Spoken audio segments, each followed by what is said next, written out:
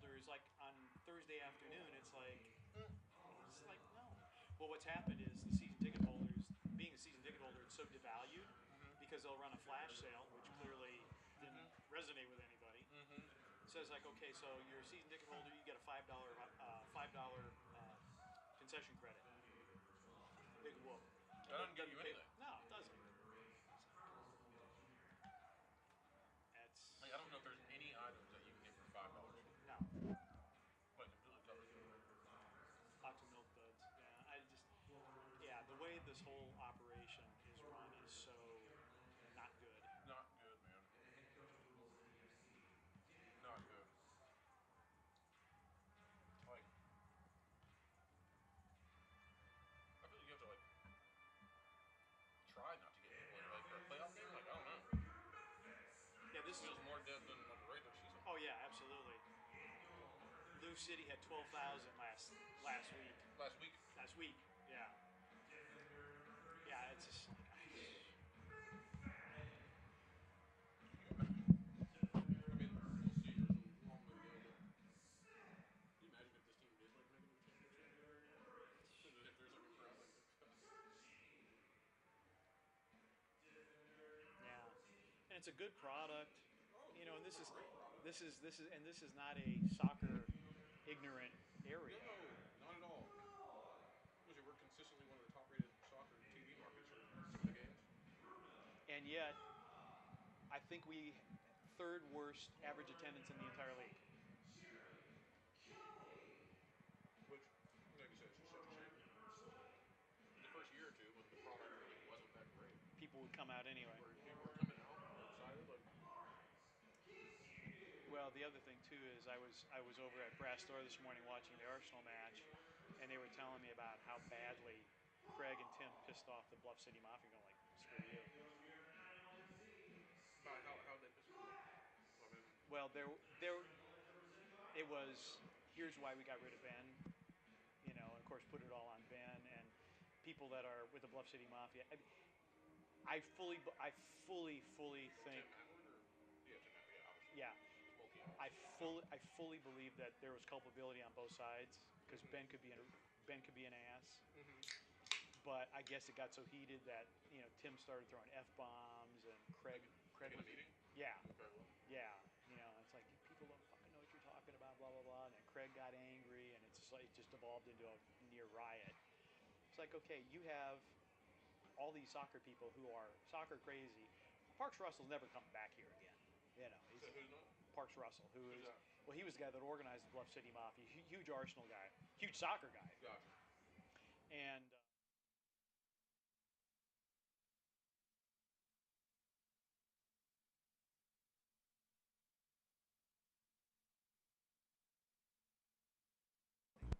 the quest for a championship begins tonight in Memphis and features a budding USL rivalry between perennial Eastern power Louisville City and Memphis 901 FC. Tonight, it's all about survive and advance.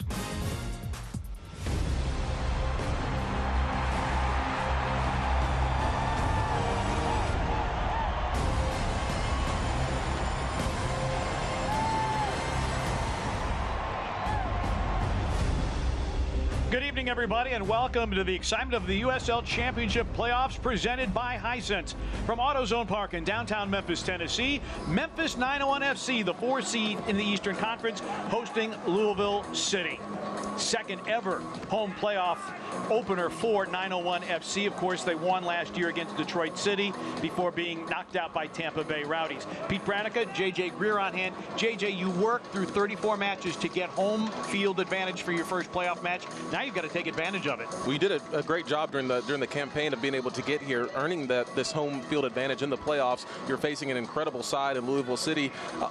Traditionally speaking, this has been one of the top clubs in the entire league, probably the best club in the entire entire league, but they've been rather pedestrian this year. Haven't really scored much, given up quite a bit of goals. It's a good opportunity for 901 FC to get that first home playoff win. Well, a guy who has been there most of this great run for Louisville City is Sean Tosh. The 32-year-old center back from Fargo, North Dakota, put together yet another impressive campaign for Louisville City with 6 goals. Of course, this is impressive coming from a center back. 3 of those goals have come from the penalty spot, where he's calm, cool, and collected 12 yards from goal. Tosh is in his 7th season with Louisville City. He's a 2-time champion with them and is a 3-time All-League first-team selection.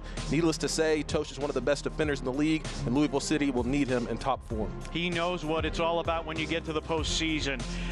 One of the top-rated players in the entire championship is this guy, Aaron Malloy. 8 assists on the season.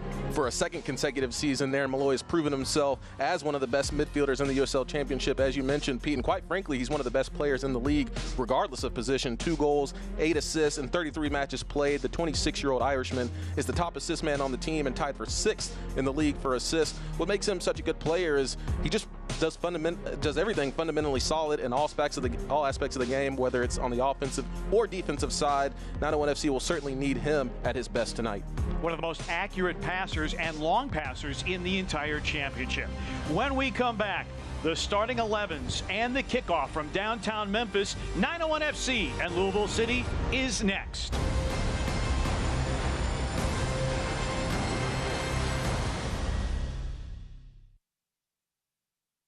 First South has the best rates in town on CDs and IRAs.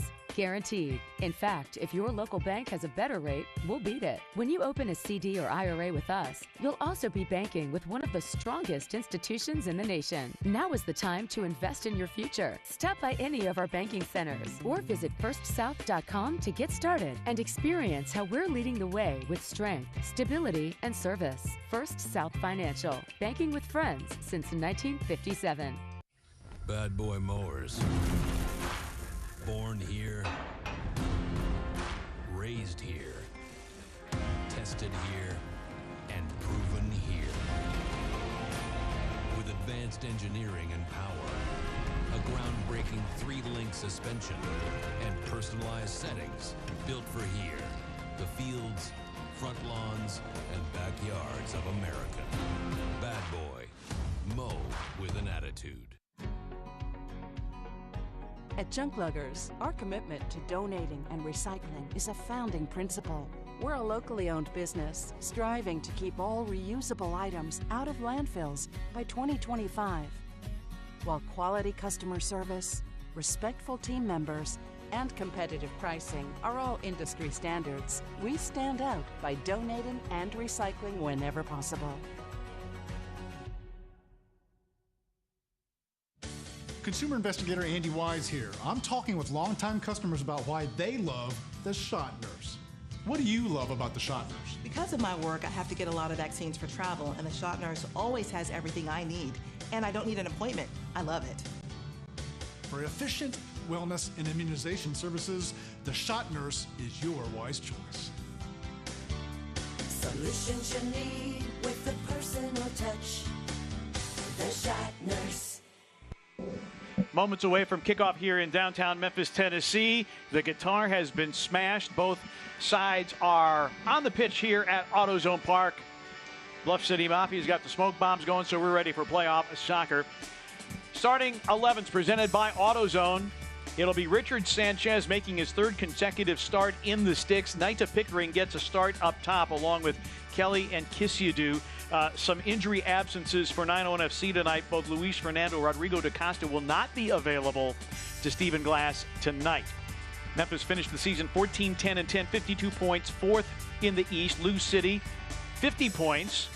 They finished 5th. The AutoZone starting a lineup for them. You got to look out for Brian Ownby up top. Very dangerous. 3 goals, 4 assists. Oliver Zemla, a rookie. Man, he has been fantastic. 12 clean sheets as you look at Stephen Glass in his first season as the manager for 901 FC. Managers presented by XMC Technology. Danny Cruz is the manager for Louisville City. Both these teams really, JJ, kind of struggled down the stretch. The form was a little hit and miss, and particularly for Lou City. They were winless in their last 3. Needed a result. There's Danny Cruz hiding behind the post. They needed a result against Tampa Bay, and gave up a 3-2 decision to end up in 5th place.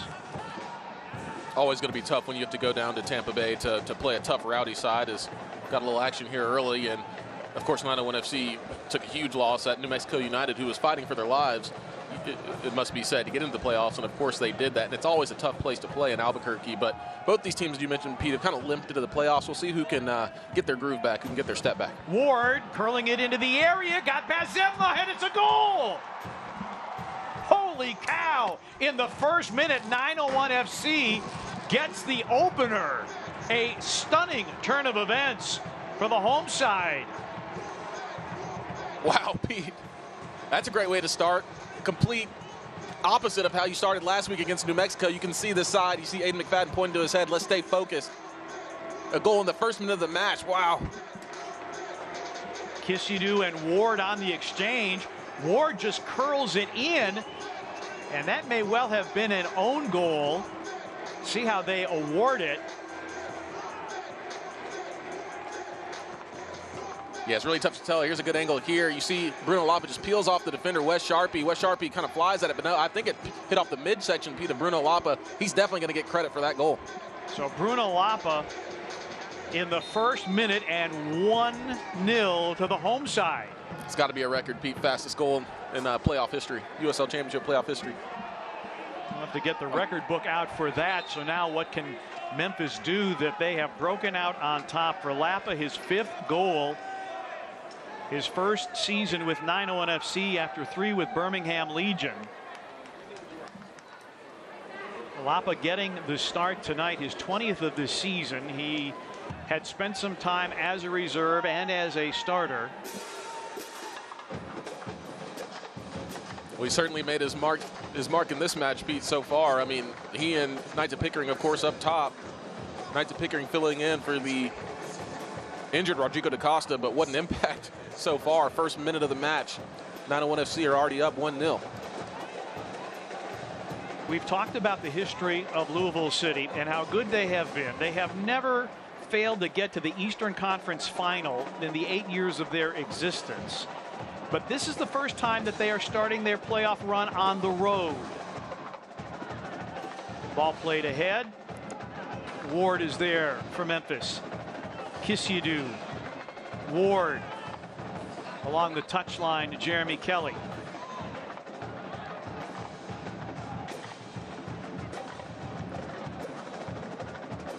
So a shocking start. Memphis going to try to put the pressure on. Memphis, if you're not familiar with their style of play, a lot of long balls, a lot of diagonal balls. They're one of the most accurate long passing teams in the championship.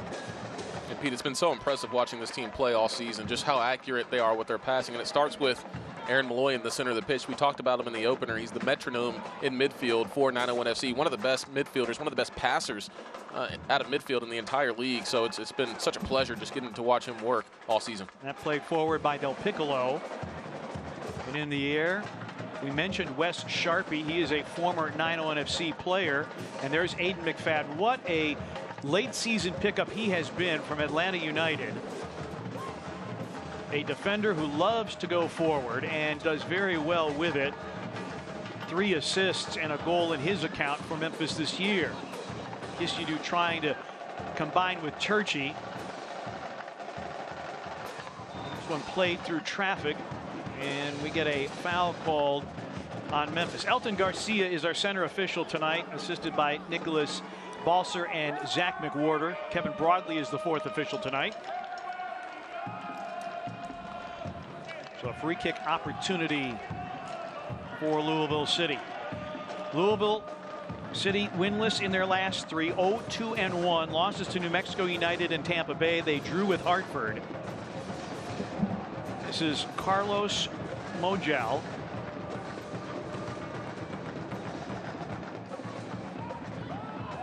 Standing over it along with Paulo Del Piccolo. Mogel cleared easily. Tyler Gibson chases back for Louisville City. And you talked about Lou City stumbling toward the end. Only 3 goals in their last 3 matches, multiple goals only twice in their last 6. Two teams met twice this season, a 1-1 draw here at AutoZone Park, and then Memphis winning in Lou City. Akeem Ward with a sliding tackle, and offside is called against Louisville City. Get a look at Cameron Lancaster, very dangerous, 6 goals in his account. Richard Sanchez in the sticks for 901 FC tonight, coming over via transfer from Hartford Athletic in late September.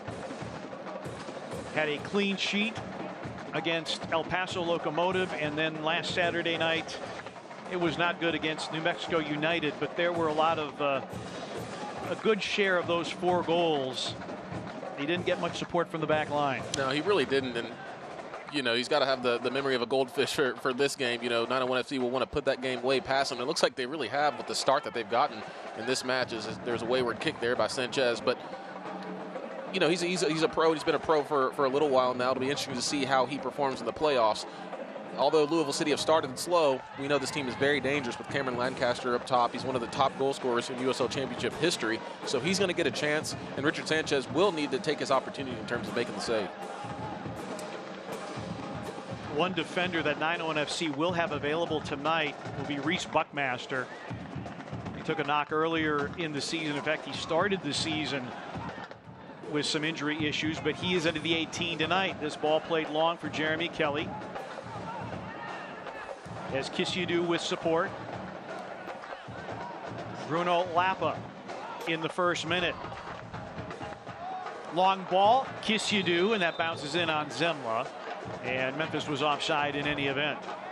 Always enjoy watching Lucas Turchi with the ball at his feet out of center back. He's naturally a midfielder, the big Brazilian, the left-footed Brazilian, but probably, I mean, since midseason he's been filling in at center back, as 901 FC have had plenty of injuries at the center back position, but he's really been fantastic at center back. You know, he might give up a little bit defensively, but what he provides for you on the ball offensively, he's so clean and technical on the ball and can really start the attack. Brazilian has fared well for Memphis this season. McFadden playing it back there for Lapa. And that is out to Louisville City. All time, these teams have met 12 times. Louisville City has won 3. Memphis has won 3. It's flicked on by Cameron Lancaster and then cleared away. Kyle Adams gives chase for Louisville City. Perfect night for football. Very little wind. Temperatures probably in the mid-70s. Weather not a factor. No, just an absolute beautiful night for it here at AutoZone Park. And 901 FC have, you know, started off. They've done so well in the first about 9 minutes of this match. And Louisville City, it's got to be said, after conceding that goal, they've responded really well, Pete. And that should be no surprise. This is a team full of seasoned pros in the playoffs as well. They're not just going to roll over just because you score on them in the first 30-odd seconds of the game. This team can really play, and 901 FC will need to stay focused for the remaining 89 minutes and 30 seconds of this match. Now, Lou City has won the championship twice.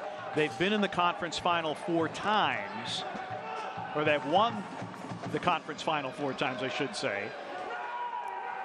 And a bit of danger here for Memphis. That's Brian Ownby chasing it down, and the throw in to Louisville City. Long ball played in, too tall, and a goal kick coming up for Richard Sanchez. Sanchez, as I said, coming over from Hartford Athletic in late September. He has over 30 MLS appearances, so there is experience there. But when you talk about experience in the postseason, it's all about Louisville City. And Memphis trying to negate that experience. Beautiful long ball played ahead. Kelly chipping it and then booted aside by Zemla. Once again, another fantastic, probably 65-yard ball from Lucas Turchi out of the back.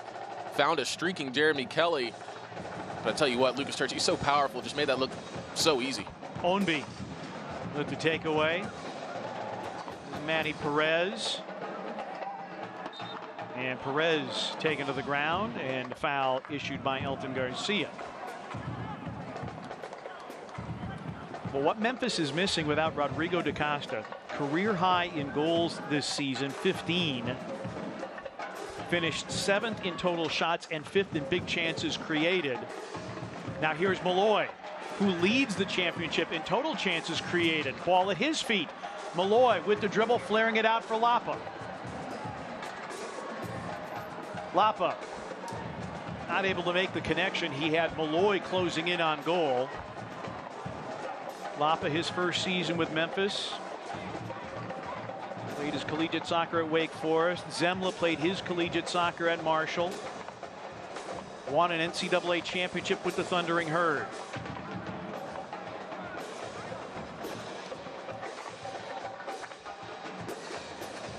Ownby won that momentarily in a clash with McFadden. Less than Paul. Memphis trying to play forward, but to the feet of Sean Tosh. Zemla 12 clean sheets. An overall record of 13, 10, and 8. That's why, Pete, it wasn't a pretty goal, of course, but it was such an important goal. Any goal that you get in the playoffs is important, but it really set the tone of this match, and it showed that Oliver Zemla is indeed penetrable, and 901 FC will have plenty more opportunities in this match. Ownby trying to run this down, does keep it in play. Mows down McFadden, and McFadden wins the foul. Memphis this season, they are 12-3-1 when they score first. So that's quite a good record, especially at home. You're setting the tone. It's great to see if you're a 901 FC fan. And again, Lou City, for the first time ever, starting their playoff run away from Kentucky.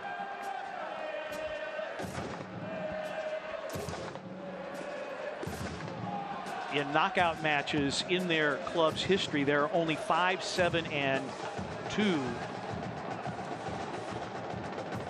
in knockout matches when they are not at home. When they're at home, they're dominant, 24, 4, and 3. That includes USL Championship play and US Open Cup play. Our thanks to Michael Watts, Mr. USL, who's calling this match for the Louisville telecast. Appreciate him sharing some information. Big shout out to Michael Watts. Ownby, that's a spirited battle with McFadden. Turchi. Kisyadu. Just love that calm passing out of the back from Lucas Turchi. Ward. Oh, this is a great ball for Kelly, and Kelly just a bit too far. It's the second time a 901 FC defender have found Jeremy Kelly streaking, and Jeremy Kelly typically has the softest of touch. He's got pillow feet, but both times he just hasn't been able to take that ball down. He would have been one-on-one with the goalkeeper, Oliver Zemla, but another great ball out of the back from 901 FC, this time from the left back, Akeem Ward. Bright start by the home club here in the first quarter hour. Adams back to Zemla. Pete, that's one of those chances. That's 2 chances now that I know Jeremy Kelly is, of course, going to regret, and both those chances that could come back to bite 901 FC in the rear end. This is a team that you don't want to miss too many chances because they're eventually going to get their chance. If you can bury this kind of team early, you need to do it. Great tackle by Ward to concede the throw-in, closing in on Manny Perez.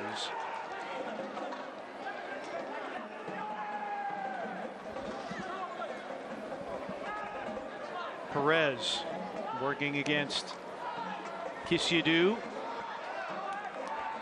And the throw-in won by Turchi. Turchi doing some good work on the back line. And Akeem Ward will throw in for the home club. What I'm liking from this 901 FC defense, Pete, is there looks to be like a lot of no-nonsense defending. You know, they're not playing around with it in the back. If they got the opportunity to put it down and play, they'll do that. But if they need to clear the ball, they're doing that. And offside is the call, as Cameron Lancaster was begging for a foul at the edge of the box. This is a much different start for 901 FC. Forget the scoreline for a second, but just the intensity of the defending when you compare to the effort or lack thereof that we saw last Saturday in Albuquerque. It was last Friday, I should say. Exactly. It was just a lack of focus, Pete. And New Mexico United, they needed it, you know, or else they weren't going to make it into the playoffs. So their level of focus was high level, you know, best we've seen all season, and the crowd was just voracious in Albuquerque. And I don't want to see they just didn't come out with the effort, energy, or focus, but tonight they sure have. McFadden crossing over, peeling it back for Malloy. And now McFadden. Malloy played his collegiate soccer at Penn State.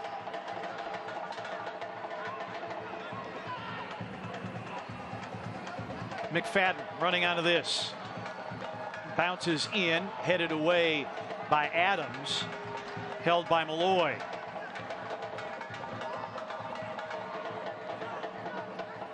Kisyadu trying to make his way. Pickering lost track of it and loses possession. Tellefson. Long ball, some danger here. Lancaster goes to ground. And there's no whistle. Said Graham Smith might be a little bit fortunate. I thought he had pretty good position. I thought it was a pretty good no call from Elton Garcia, but certainly we've seen those go the opposite way many times. And I don't want to see really need to be careful with the counterattack. Got a foul here. Ward with the tackle, and some words from Elton Garcia. And Garcia with a bit of counseling for why the foul was issued. Ward closing in here. The extra talking to us for the exposed studs there. Yes, he got all ball, 100% ball in that play, but whenever you go studs up, you know, at the other side, as you can see Tellefson having a conversation with him, the other side certainly does not appreciate it. Ward in his first season with 901 FC. He has playoff experience with the Oakland Roots back in 2021.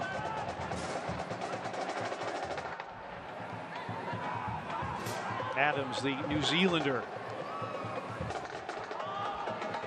played down the left channel. Sharpie running onto it. McFadden with him. Now Ownby along the far touchline. Bruno Lappa in the first minute.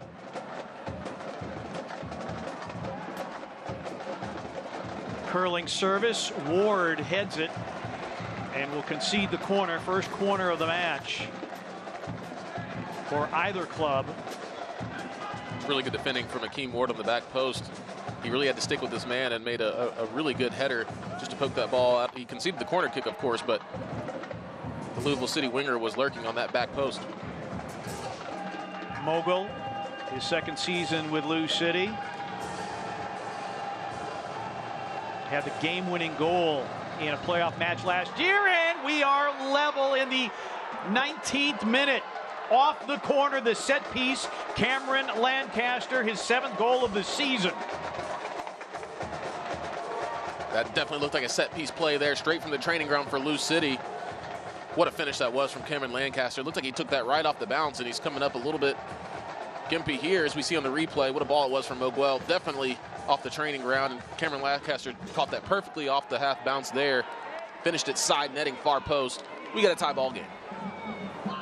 Lancaster, club's all-time leading goal scorer. Now his 7th playoff goal, 3rd among active USL players. We were talking about how 901 FC started this match with much more focus and intensity, but once again, there's another free player in the box for Louisville City. We saw it last week against New Mexico United, and you can't lose track of a guy that's the all-time leading scorer for Louisville City and one of the all-time leading scorers in the entire league, Cameron Lancaster. And for the ball basically to fall to ground where Lancaster can deal with it. Yeah, basically traveled across half of the 18-yard box and didn't touch a 901 FC player. I know head coach Stephen Glass is not going to be pleased with that one. Cameron Lancaster is 6th of the season. Stephen Glass, I asked him about the New Mexico match, and he just shook his head. And in fact, we were bad. But he said defensively, he said, we know where the pitfalls are, and we just have to avoid them. Well, they found a pitfall on that set-piece opportunity for Louisville City. And that's, Pete, where you really got to stay focused on those set-piece plays there. You know, throughout the run of play, 901 FC has been very good in this match, but set pieces, you can live and die by them. And right now, 901 FC has not had a good run of form in terms of defending set pieces. And after Louisville City was shocked in the first minute, they've drawn level. As I said before, they've just responded so well. It's been capped off by tying this ball game up in the 20th minute. So we got another opportunity here. And that right-footed shot rolls in softly where Sanchez is able to hold it off through the boot of Mogel.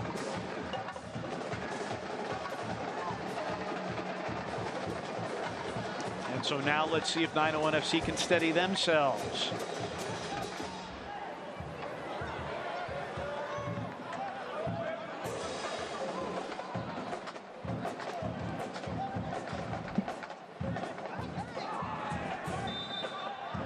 Kisudu goes down. Manny Perez get called for the foul. Kisudu apparently looking for a card. He did get the foul. I think there were some words exchanged there between Manny Perez and Ron Kisudu, and Kisudu was like, man, you fouled me. I don't know what to tell you. But certainly the intensity has been turned up in this match. One of the things, even though Memphis is missing Fernando and DaCosta, who combined for 23 of the 59 goals for 901 FC, they've had 17 different players find the back of the net. It's a really high-powered offensive side this 901 FC team is, and although Knights of Pickering hasn't gotten a ton of minutes lately, you know, at the beginning of the season and mid-season, he was such an important cog, a mainstay in the starting 11 for 901 FC. And you can just run down the line. You know, Jeremy Kelly, such a talented offensive player. Laurent Kisiadu, Bruno Lopez. Well, when he's had his minutes, he's taken his chances as well, as we saw in the first 30 seconds of this match. So a really deep and talented side 901 FC is on the offensive end. Fourth in the championship in goals and second in the Eastern Conference. Only Tampa Bay found the net more often.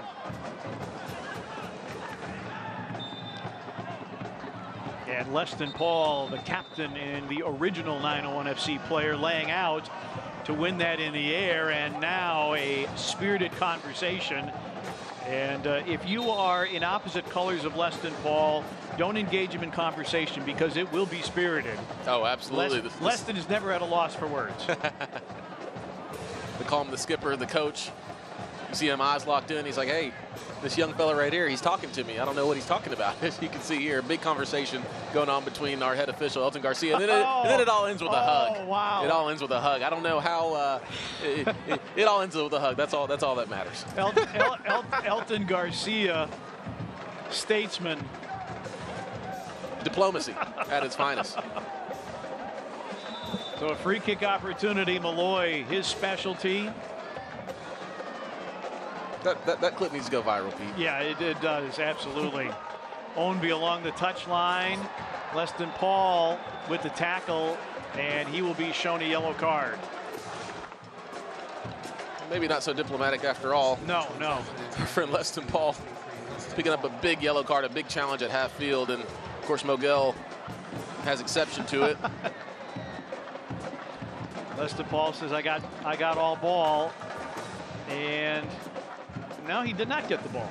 He didn't get ball, and it's tough having your holding midfielder pick up a yellow card so early on in the match. But Leston Paul, he's seen Brian Ownby play for many years now in this league. He knows the speed that Brian Ownby possesses. As he's down now, looks to be in quite a bit of pain. That was a huge challenge on Leston Paul. And Brian Ownby in his 7th season with Louisville City had a career-high 10 goals last year. He's their all-time assist leader. And when you go up and down this Louisville City roster that Danny Cruz has at his disposal, you see a lot of guys who have remained with the club wearing purple for a number of years. Real veteran presence on this Louisville City side, and quality veteran presence, championship pedigree. You go down the line, Brian Ownby, he's a champion. Sean Toast, we talked about him in the opener, he's a champion. Cameron Lancaster, you can just go down the list. They've got guys that have been on Louisville for a while and have played at an extremely high level. And I think now that we've seen some cards and we've seen this injury to Ownby, Elton Garcia, this is going to be a challenging match for him to referee tonight.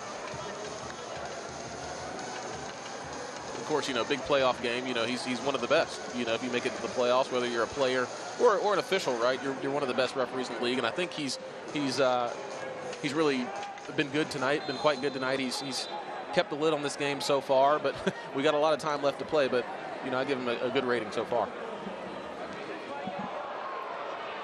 Malloy, but Ownby gets it back. Going far post for Tellefson. Ward trying to box him out. And it will be out for a goal kick for Richard Sanchez. It's fantastic defending, great strength from Akeem Ward.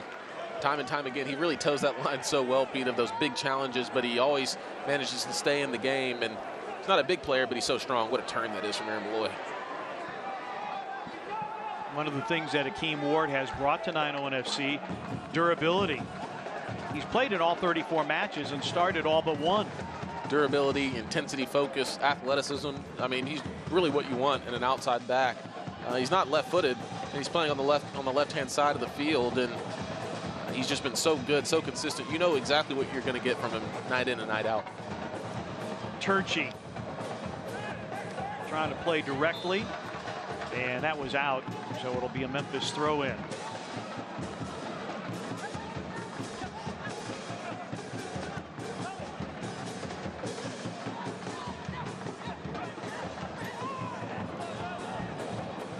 Ward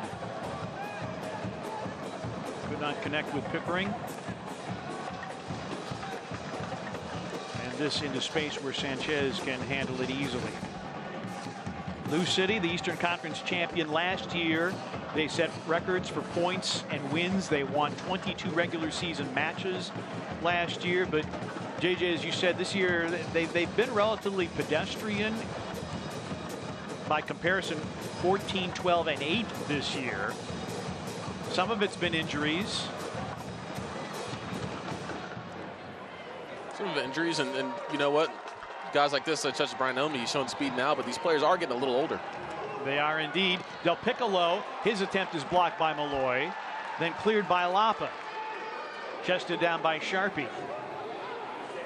See a wayward pass there from Brian Ownby, but you know, maybe a conversation for a different day. But you know, Louisville City have had such a good run for the last 7 years, Pete, and they've essentially done it with the same band, right? And I'm sure the front office for Louisville City, they might be starting to maybe to look at that roster now and look at some of those contracts and the contract lengths and say, okay, is it time to kind of reset and restart with the younger side? And a giveaway here, picked up by Lancaster.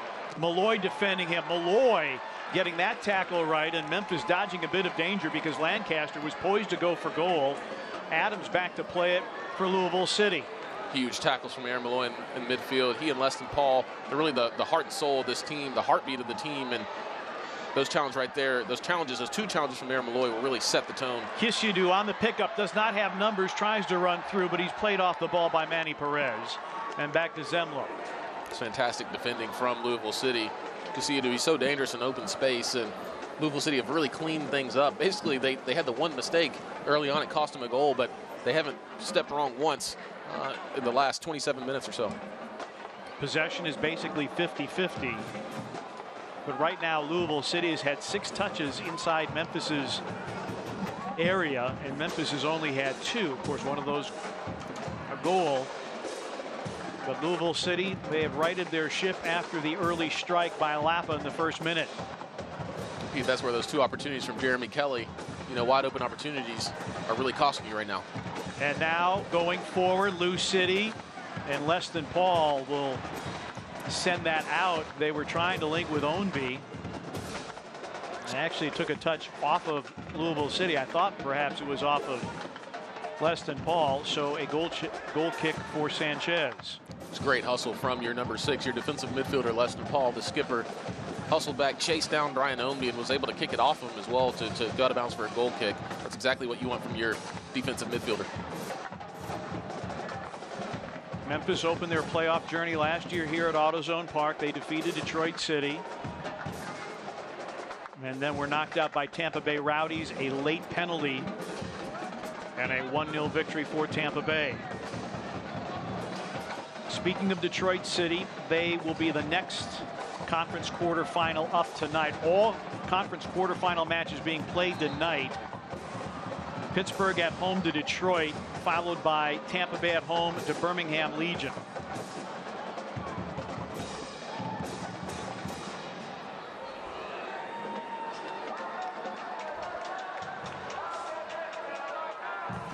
should say 3 of the 4 Eastern Conference semifinals played tonight.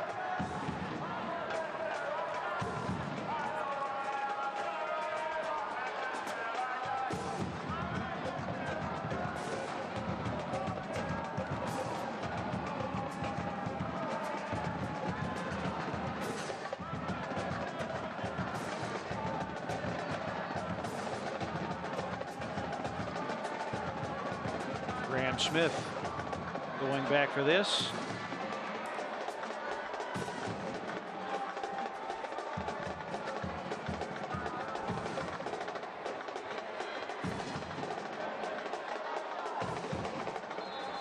Get a look at Wes Sharpie. As I said earlier, a former 901 FC player.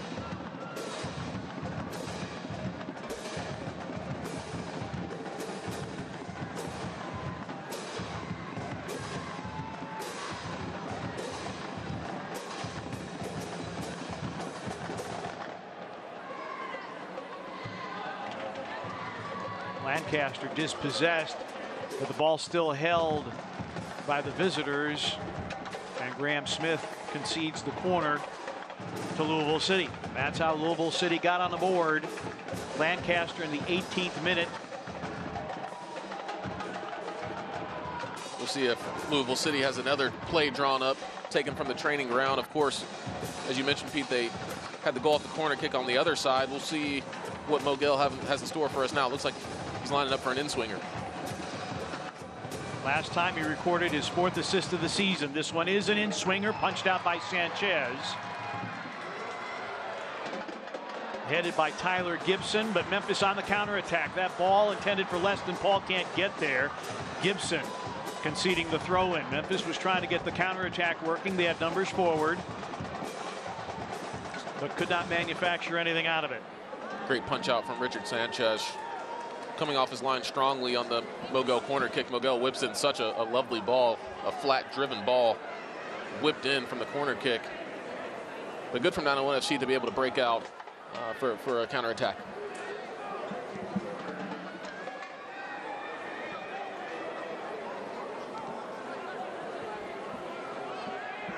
Memphis scoring in the first minute. The first quarter hour this year had been the most vulnerable for Louisville City. 10 of their 44 conceded coming in the first 15 minutes. Lancaster on a run. Malloy gets a touch. Kisidu and a handball. Danny Cruz was signaling for it on the sideline, and he was absolutely correct.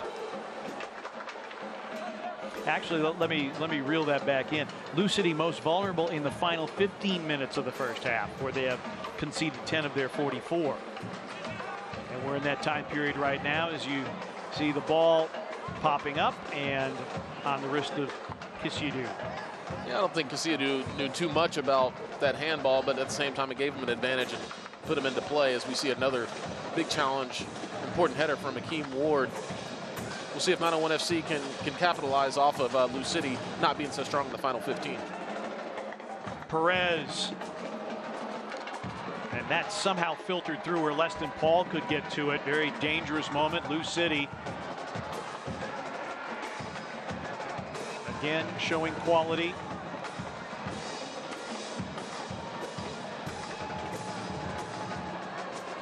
Memphis, one of the best possession teams in the championship, right around 56% on average, but right now it's a 50-50 match in terms of possession and also on the score line.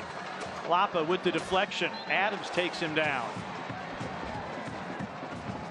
Kyle Adams out of New Zealand, arrived as a mid-season transfer from San Diego Loyal. Was a stalwart for Loyal. In fact, at the time of the transfer, he was leading San Diego Loyal in minutes played.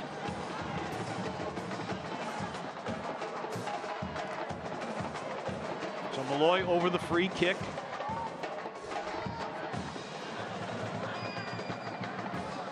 Turchi, and now Ward.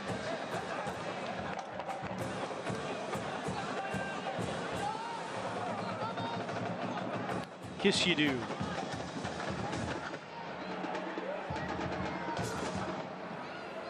Memphis, part of their style, they will play long balls and they will play long diagonal balls.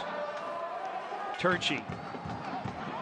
But that's turned aside, and Lucas Turchi, the Brazilian, goes back to chase. Now Malloy. Louisville City right now is holding a really impressive line. Whenever the ball reaches just past midfield, you can see how high they're pressuring those 901 FC players, particularly that man right there, Aaron Malloy. They know the attack starts with him, so when he gets the ball in Louisville City's half, they're not really giving him much room to breathe. You go to FOTMob.com and you look at the player rankings, they have Aaron Malloy right at the top of the heap. Long ball, Pickering. Flag stays down. Pickering crossing. No one to get on the end of it. Ward battling for it. Lapa chesting it down. Shot from distance by Leston Paul is high. Once again, we're seeing some direct football from 901 FC with the long ball coming from Lucas Turchi, just skipping the midfield and the back line for Louisville City as well. And 901 FC have had quite a bit of success with it. So we saw the opportunity here from Leston Paul off the layoff from Bruno Lapa. Keeps his head down, but unfortunately just puts that ball over the bar for 901 FC. Leston Paul, 5th season here in Memphis.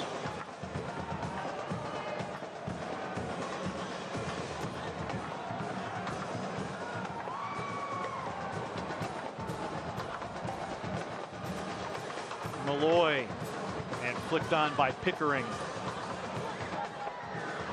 Kisidu back to harass Zemla. Ownby misfires on the header, but back to Adams. Malloy onto it for Memphis.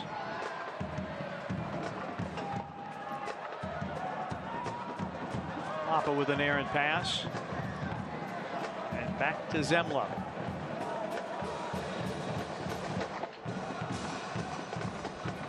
And Lou City has needed for Zemla to be great this year. Kyle Morton, good keeper, not available to them most of this year due to injury.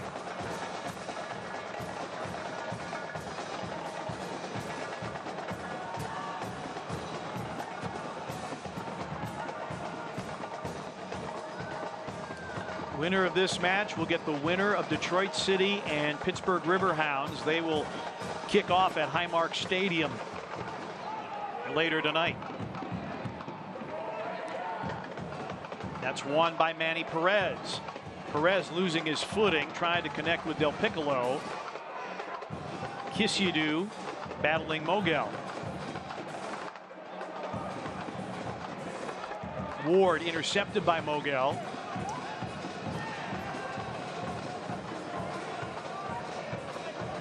Manny Perez went to the ground and was looking toward Elton Garcia for a whistle. A whistle and a foul on Naita Pickering. Pickering, the teenager from Birmingham, Alabama, getting a start tonight. Again, if you're just joining us, Luis Fernando Rodrigo da Costa not available to 901 FC due to injury.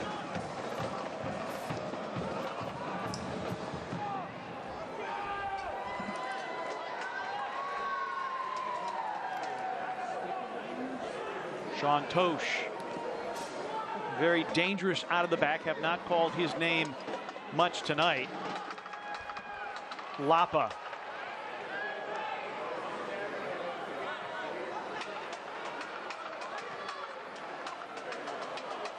McFadden trying to gain his footing and weave his way through. And now back to Sanchez.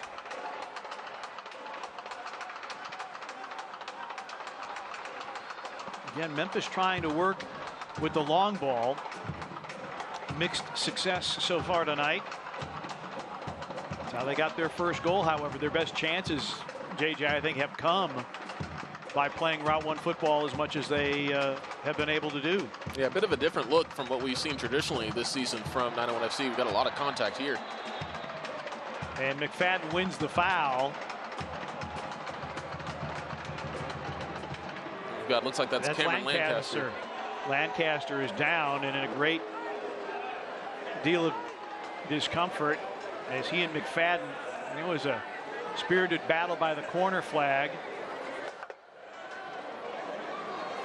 And Aiden McFadden, that boot came up high, and Lancaster remains down. And I think Lancaster's asking for the physios to come out. Yeah, I think Lancaster is trying to say that Aiden McFadden kicked out at him when he was on the ground and maybe caught him somewhere along the midsection, and he's in quite a bit of pain right now. Well, we're looking at Bruno Lappa, and I seem to remember Bruno Lappa being sent off with a straight red for something similar. As you see McFadden comes up with that left foot, and no further commentary needed. Yeah, unfortunately for Aiden McFadden, there's no VAR in the USL Championship. Otherwise, I think that might have been looked at. It's always tough to tell, but I think Cameron Lancaster, he's got a pretty strong opinion as to what happened there. It looks to be okay.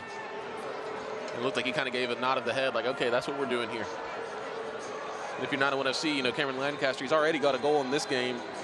You know, he's not somebody that you want to upset too much. No. Proven player in this league, proven player for Louisville City, time and time again, proven player in this game. He's already got a goal, a great goal at that one.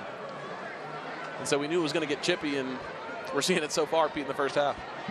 We always talk about the rivalry, the Southern Harm Derby with Birmingham Legion. This is has the makings of a great regional USL rivalry. In Memphis, Louisville, it's always been a great rivalry, right, across basketball, of course, sports, football, all absolutely. sports. So why not join it into the ranks of the USL Championship?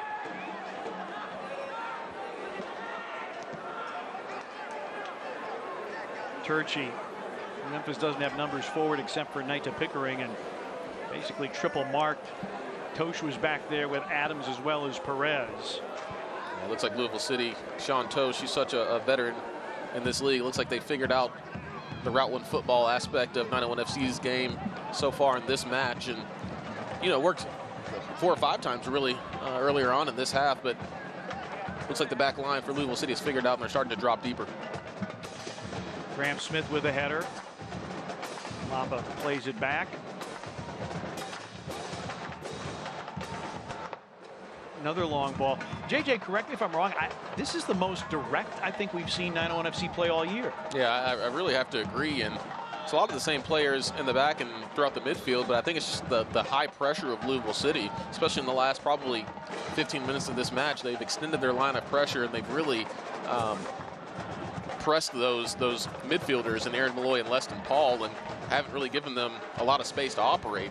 And it's been really successful for Louisville City. That's how you'll have success against 901 FC, of shutting down that talented midfield.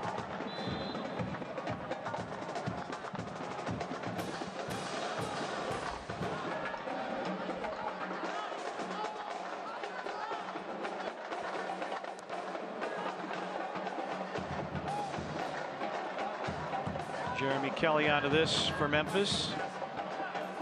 Kisidu. A little bit of a tug by Paulo Del Piccolo, and Kisidu couldn't turn to get to the ball. Ownby laying it off. Now Tyler Gibson. Adams.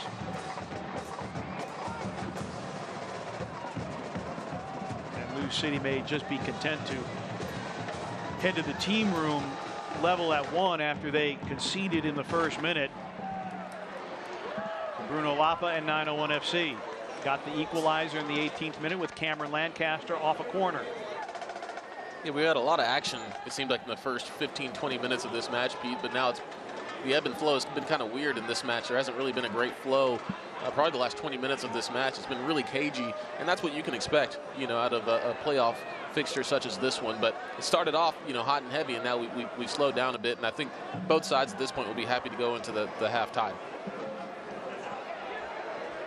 Both these managers in the 2 regular season meetings have not been shy about changing shape if necessary.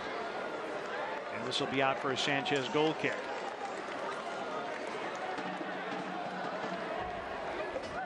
Memphis winning at Louisville City, and Memphis had an advantage until a late equalizer for Lou City. 3 minutes of Miller Lite stoppage time will be added. It was Wilson Harris in the 71st minute that got the equalizer here at AutoZone Park to salvage a point for Lou City.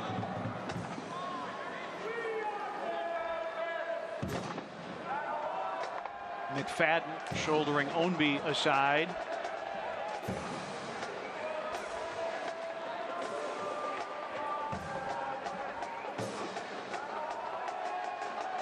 Long throw in for Pickering. Adams dealing with him, and the ball out to Louisville City.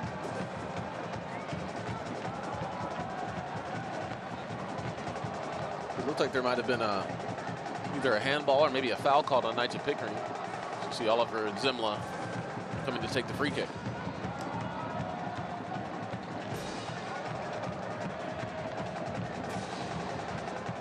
Zemla, originally drafted by Colorado Rapids last year. That's out to Lou City. 3 shots aside. Both teams have had exactly 1 shot on target, accounting for a 1-1 scoreline. Very evenly played match. Possession now a slight advantage to 901 FC. McFadden trying to battle for it. And Lou City again will throw in. Could be a dangerous opportunity here for Louisville City. You see Wes Sharpie on the throw. He's got a long throw, and he can easily reach it inside the 18-yard box. Ownby being marked by Leston Paul. McFadden clears, and that opportunity from distance well wide of the mark. Deshaun Tosh, the center back for Louisville City, attempting a worldie there. Didn't generate a lot of power on it, but he is a talented finisher coming from his center back position.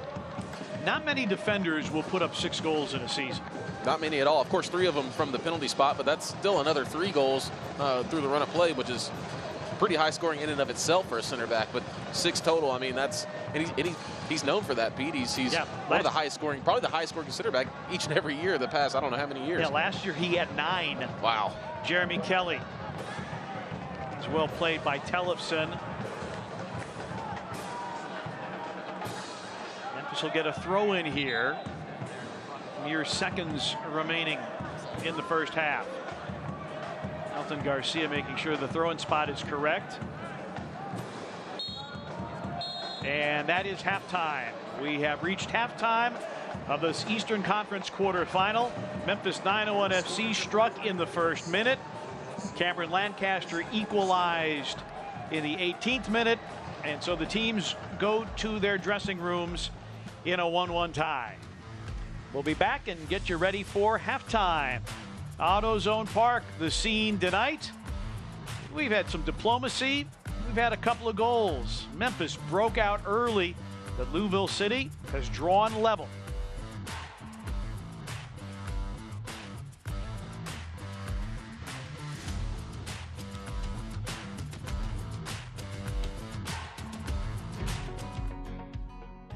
At Junk Luggers, our commitment to donating and recycling is a founding principle. We're a locally owned business striving to keep all reusable items out of landfills by 2025. While quality customer service, respectful team members, and competitive pricing are all industry standards, we stand out by donating and recycling whenever possible.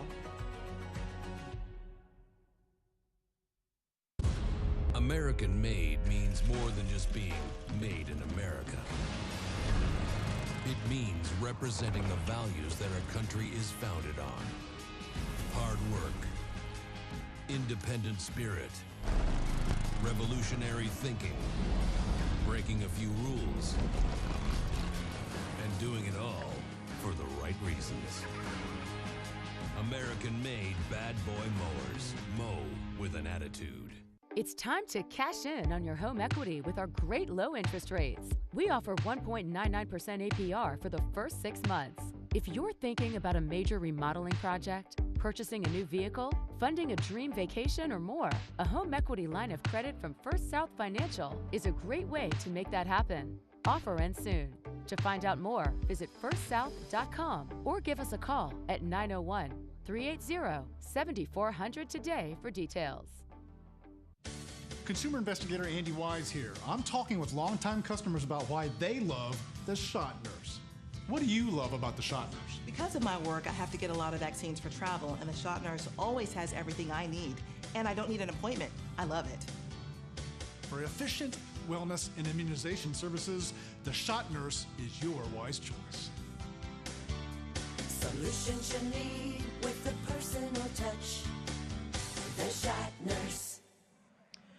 Beautiful night for football in downtown Memphis, Tennessee. 901 FC opening their playoff run at home for just the second time in club history. They scored in the first minute. Lou City responding in the 18th minute. We're all level at 1. We've got some league headlines and a whole lot more coming up, so stay tuned, won't you? Back with more halftime after this.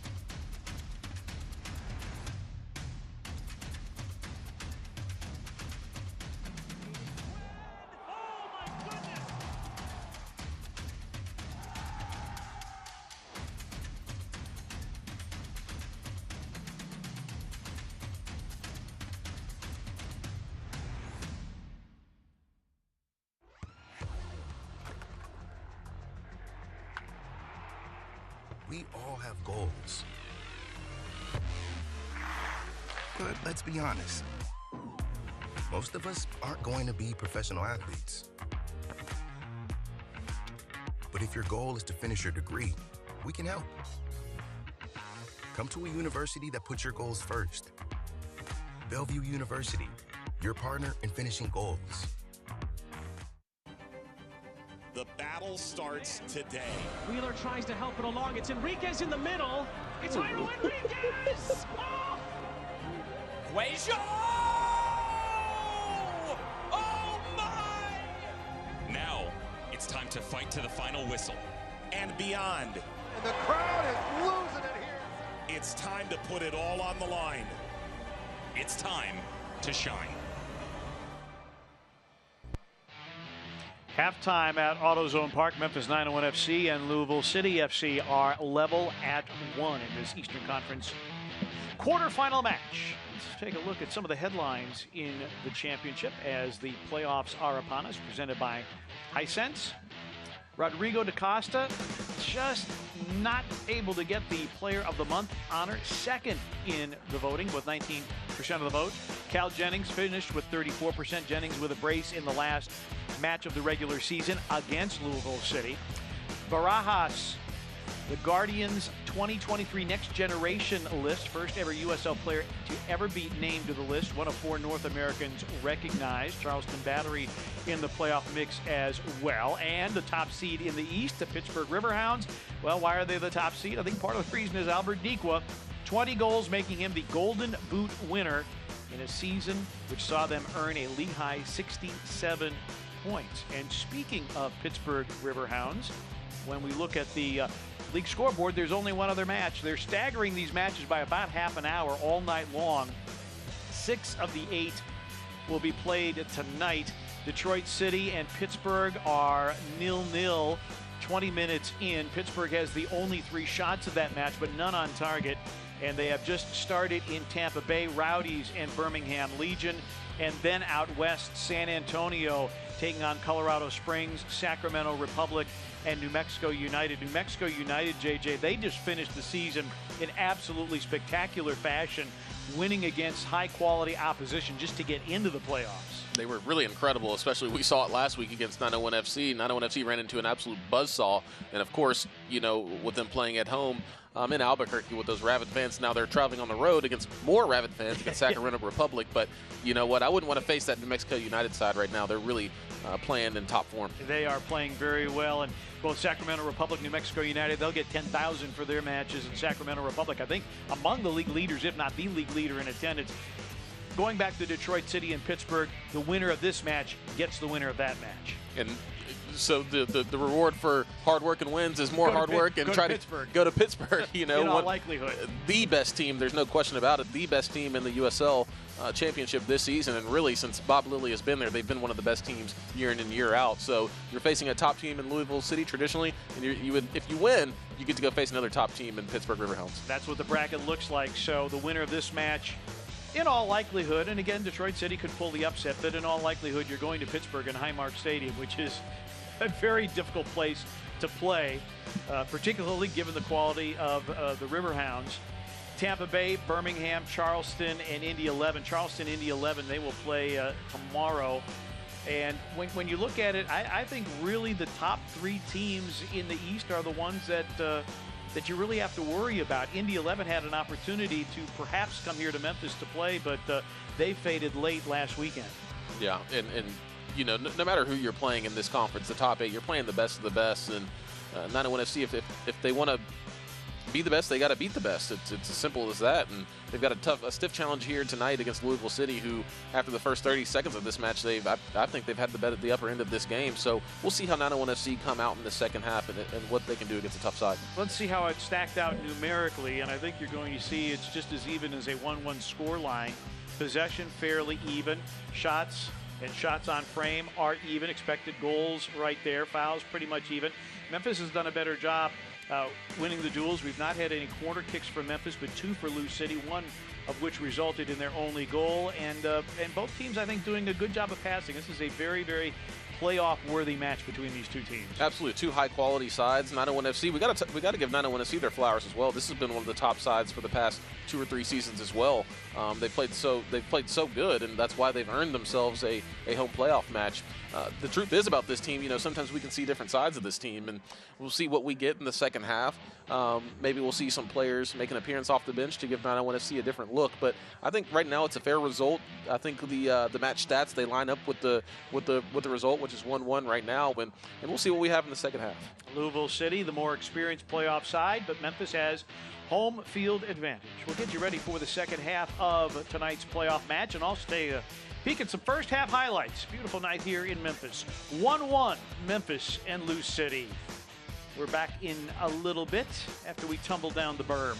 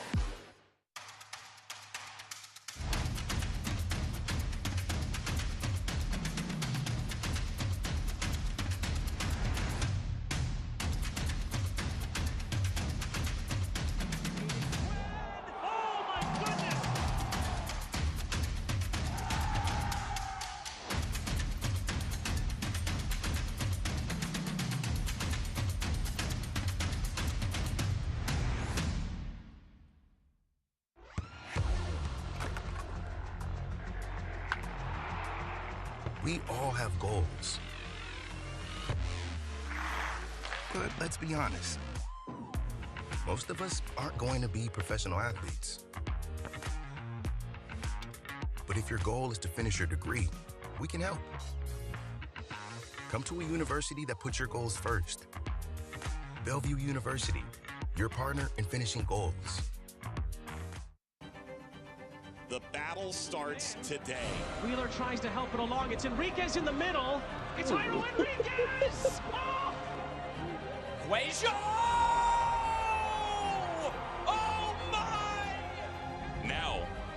to fight to the final whistle and beyond. And the crowd is losing it here. It's time to put it all on the line.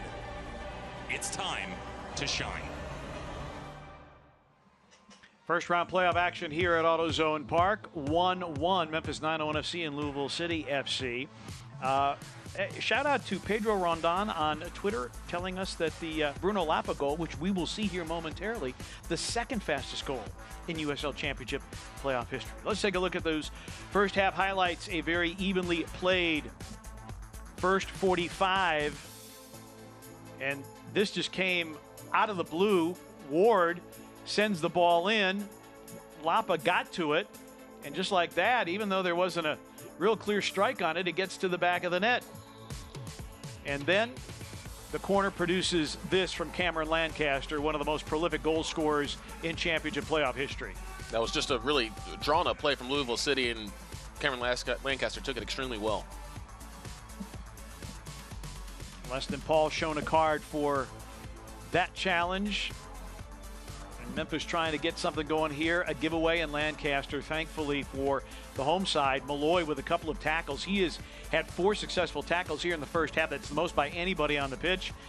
And another opportunity off a corner kick. Sanchez off his line, and a decisive punch over the top of Kyle Adams. Lapa chesting this down and trying to get to goal, and less than Paul gave it a lash from distance, and it went over the bar. So that's where we are, 1-1 here heading into the second 45. If we are tied after 90 minutes, play 30 more. And if that doesn't decide it, we'll go to penalties.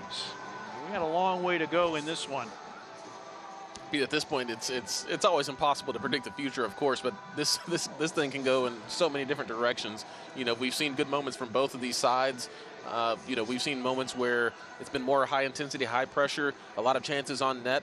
And then we've also seen kind of lulls in this game where either side, they've kind of just conceded to have the ball to, you know, just kicking long balls or just battling out in the middle of the field. So we'll see how each of these teams come out of the half, and maybe one or both of these teams can bring on a super sub to maybe change this match, you know, around the 60th minute.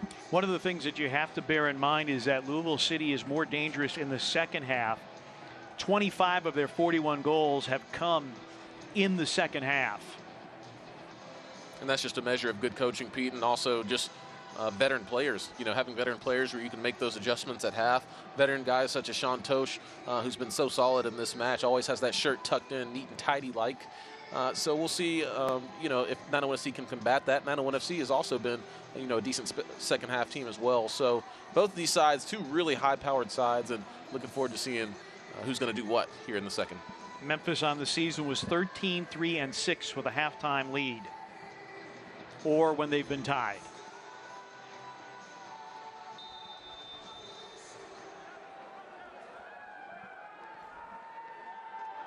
One team will advance. Look at that. That's One team will go home. That's the touch that we're used to seeing from Jeremy Kelly. Ward plays it back to Malloy.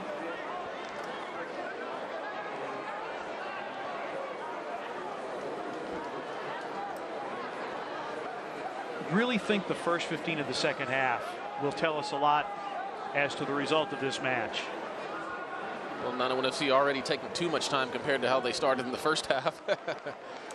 Yeah, 33 seconds in, I think it was. Second fastest goal in USL Championship playoff history. Kisidu out of the pack. Memphis getting organized here. Here's McFadden up the right side, marked by Ownby.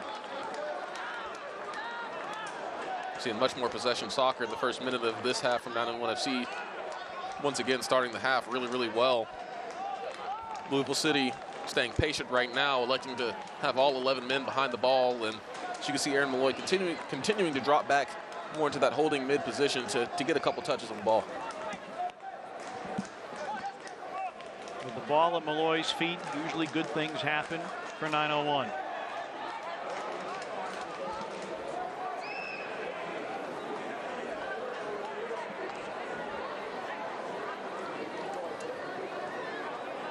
Third consecutive playoff appearance for 901 FC. Got their first playoff win last year on this pitch against Detroit City. Throw in for 901 FC, Aiden McFadden. Played his collegiate soccer at the University of Notre Dame.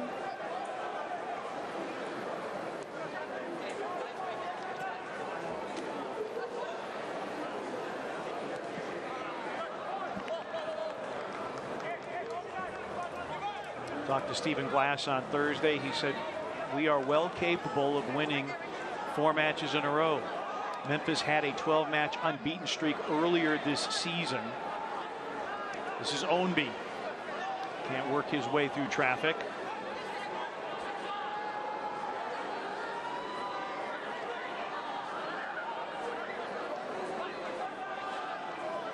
Ownby and Sharpie.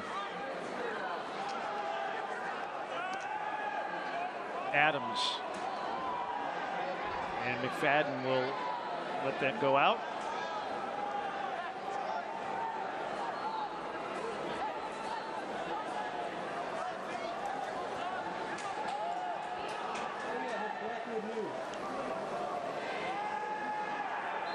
Some anxious moments there for Memphis, but McFadden wins the foul and comes up a bit gimpy.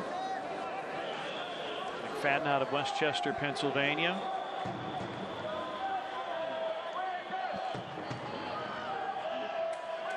Like Tosh, very active out of the back as an offensive weapon.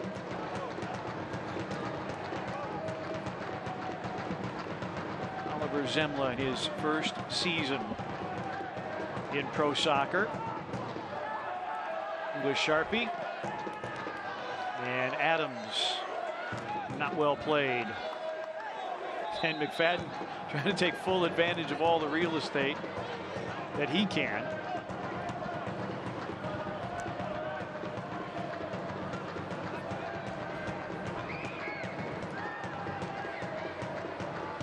It's intercepted by Manny Perez, but out.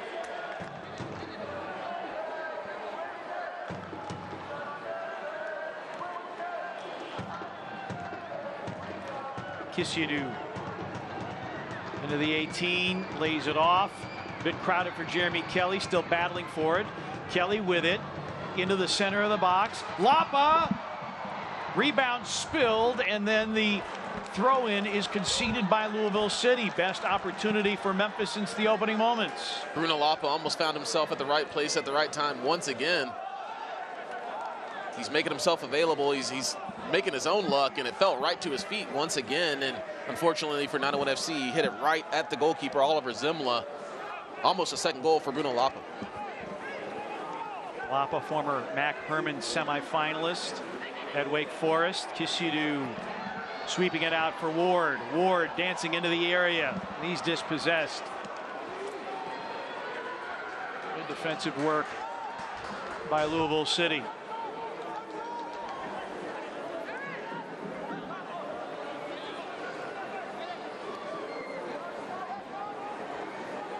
Sense any tactical changes from either side at the moment?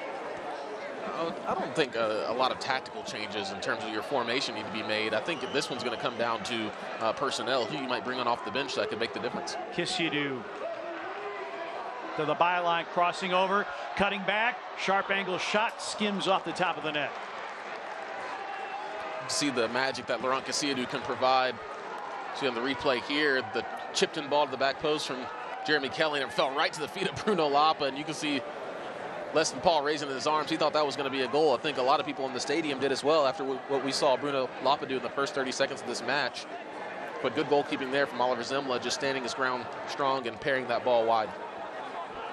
When you think about substitutes, and it is a bit early, don't forget Wilson Harris with 9 goals is in reserve for Louisville City. Memphis's bench considerably shorter, and the foul, Lapa sent down. So a ton of contact there. You could hear it from up here, Pete. The contact and challenge, and it looks like... Well, Sharpie gets a talking to, but no booking. But Memphis's bench a little shorter tonight. Again, no Luis Fernando, no Rodrigo da Costa. Stephen Glass wondering why some discipline was not administered by Elton Garcia. Offensively, Memphis would have Dylan Borzak available to them along with Rashawn Dolly.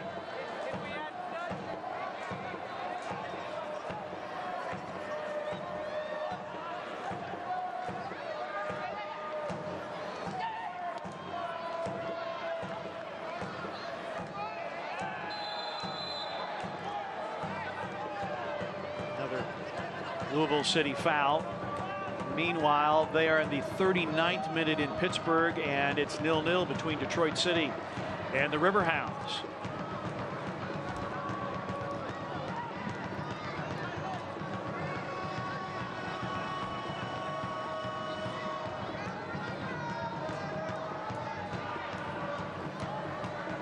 Turchi. Kisidu running it down, cannot keep it in play. Again, some more long ball football from 901 FC. It's a really, once again, another brilliant ball from Lucas Turchi out of the back, and the 901 FC players are making the run. Can't tell. I think Laurent Kisidu maybe might have misjudged that ball a little bit. I mean, he was sprinting full speed. He's a very quick player. Just a bit too long from Lucas Turchi, but like you said, Pete, a lot of Route 1 football from 901 FC. We really haven't seen that all season. I'm not sure if it's, I think it may be a combination of both the pressure and midfield from Louisville City and maybe 901 FC just trying to switch things up a little bit, but haven't seen a ton of success from it from 901 FC. Zemla with a poor distribution. McFadden throwing for Pickering. Lapa's dispossessed. Sharping at the middle of the park. Malloy then has it taken away by Del Piccolo. Del Piccolo trying to organize a counterattack, and now a long ball. Ownby, and well done by McFadden to alleviate the danger, but he does concede a corner in the process. Mogel, who picked up his 4th assist on the Lancaster goal off the set piece. This is where we've seen Louisville City be at their dangerous on set piece opportunities. We've seen 901 FC kind of struggle with set pieces, especially over the last couple of weeks. We'll see what Louisville City can do here.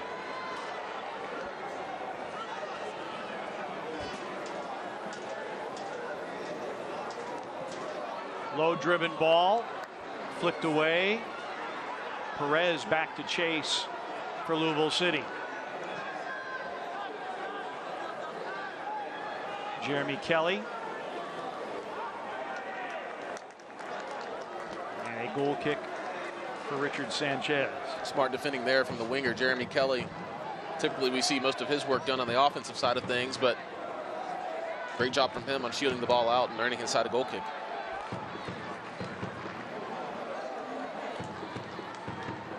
Kelly, a big year last year, big assist numbers.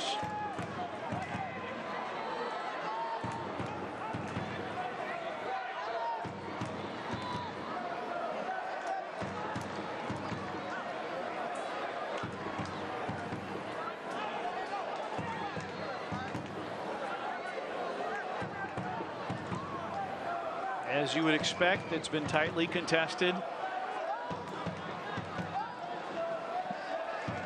Another long ball trying to connect with Lapa over the head of Sharpie.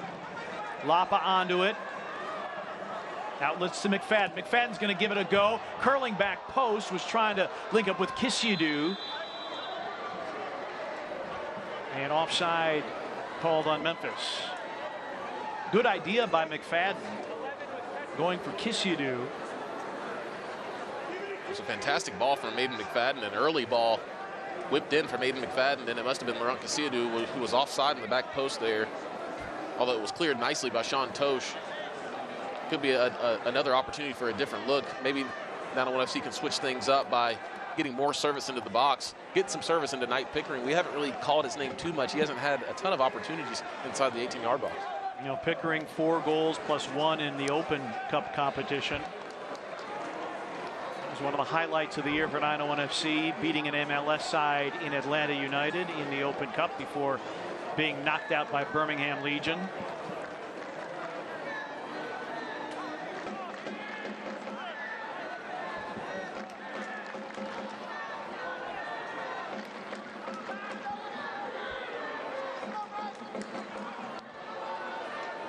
McFadden picks out Malloy. Kelly. Lapa into space. Pickering making a run. And it is out to Louisville City. You can tell with the intensity of the sprint there from Knight Pickering, he was either going to get ball or man. He ended up getting a lot of the man, Wes Sharpie, right there, who was getting a little bit of assistance there from the assistant referee. He said, I'm good, buddy, I got this. But you see Knight Pickering hasn't had a ton of joy in this game, and he's just trying to make his presence felt one way or another. Stephen Glass, you see him there in the corner of your picture. First year as the manager here in Memphis, hired in November of 2022, native of Dundee, Scotland. Was with Atlanta United in Atlanta United 2, working with them. Pickering trying to step through. Stephen Glass wanted some type of whistle, but nothing there. Ownby. And that'll be out, and it will be a goal kick. It's good defending from Graham Smith.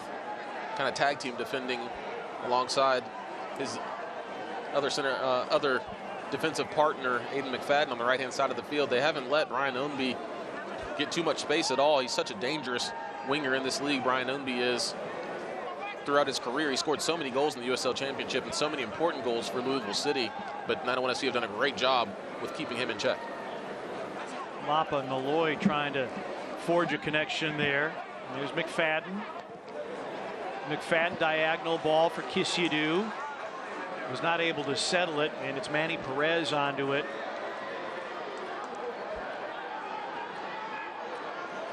Leston Paul tracks it down. Turchi. It's good calm defending from Lucas Turchi. Always so good with the ball at his feet.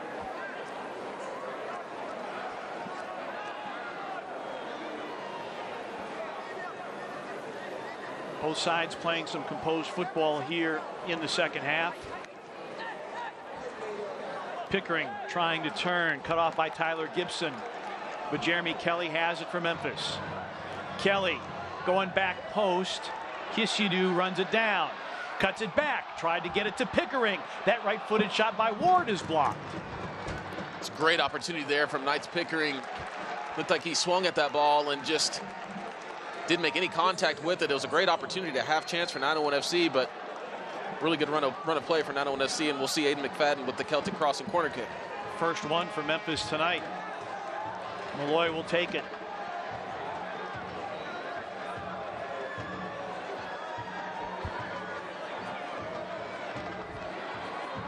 Malloy with elite level service. McFadden running toward goal, curled in, headed back, backstop by Leston Paul. Ward chips it. McFadden settles. Graham Smith. Now McFadden going back post, and that swung through everybody, skipping off the head of Tellefson. Some really good service from 901 FC from Aaron Malloy and Aiden McFadden, both whipping in brilliant balls from opposite sides of the 18-yard box. Fortunately for 901 FC, nobody could get on the end of it.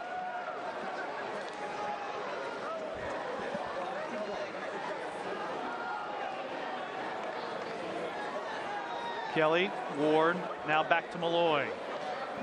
Malloy is second year here in Memphis after playing with forward Madison of League One.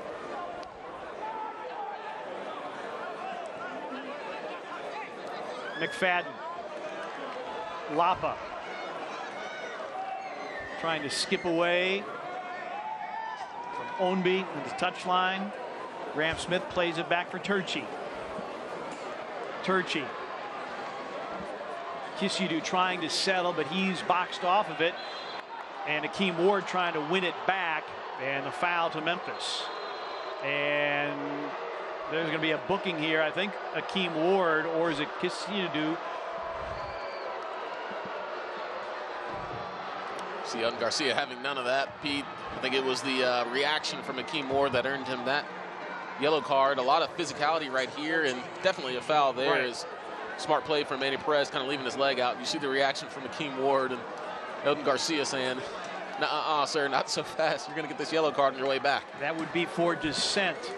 Jorge Gonzalez will come on for Louisville City.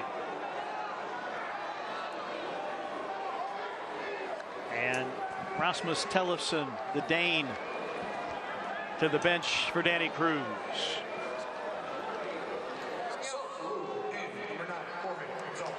Gonzalez, the Spaniard, in his third season with Lou City. Couple of goals for him.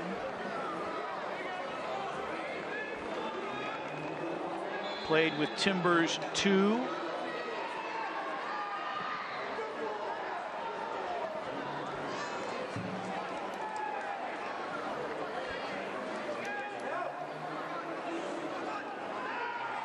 Ownby taken down. And Memphis scrambling for some possession here. Kisiadu, now Ward. Ward through a double team. Leston Paul losing possession. Ownby, he's dispossessed, but backed up by Gibson. On the right side, some danger here into the 18. That's swept away by Turchi. Now Malloy. Malloy working against Gonzalez. Memphis has not made a substitution. Gonzalez for Tellefsen, that's the first substitution for Danny Cruz. One player I don't think they have available to them tonight, Amadou Dia. Really fantastic player, Amadou Dia, one of my former teammates from Phoenix Rising back in the day. Such a consistent player for Louisville City, such a consistent player throughout his career, the left back. And I want to see, very fortunate that he's not in the lineup or on the roster. Been dealing with injury. He was listed as questionable coming in. Memphis losing possession. Leston Paul trying to win it back. And there's Aaron Malloy. May have the ball at his feet more than pretty much anybody in the championship. He is the engine for this 901 FC side. As he pings a 50-yard diagonal with ease. Kelly's attempt is knocked aside by Gonzalez. Throw in for Memphis. There is no more accurate long ball passer in the championship than Aaron Malloy. There you go.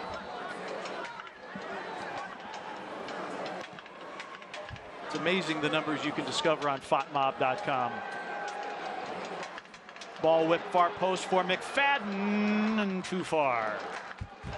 It's really a fantastic cross there. Great service from Akeem Ward. He was looking for somebody on the back post for 901 FC, and Aiden McFadden just couldn't get there in time.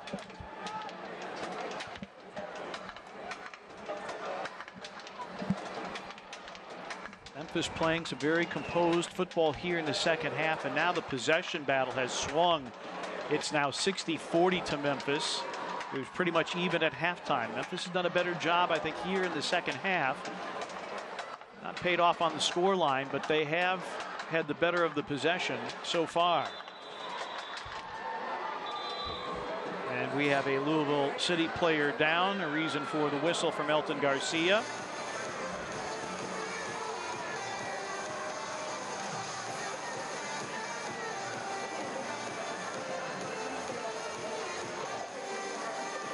Looks like Jorge Gonzalez, striker who just came on for Louisville City, looks to be a little shaken up, but looks to be okay. They're rubbing his neck and jaw right now, and everybody taking the opportunity to get a drink. Not an overly hot night, but hydration always important, regardless of the temperature. I think sometimes players, it's a little bit of gamesmanship, Pete, just to kind of stay down a little longer. And sometimes the teammates say, hey, stay down, you're good, you're good. Just, you know, let us get a couple of minutes right here of rest, get a breather, get some hydration, because the players also know, you know, there could be football beyond just the 90 minutes here. There could be a lot of football beyond that. And so these players are veteran players. They've been around a while. They're taking every break that they can get. So Gonzalez will step off momentarily.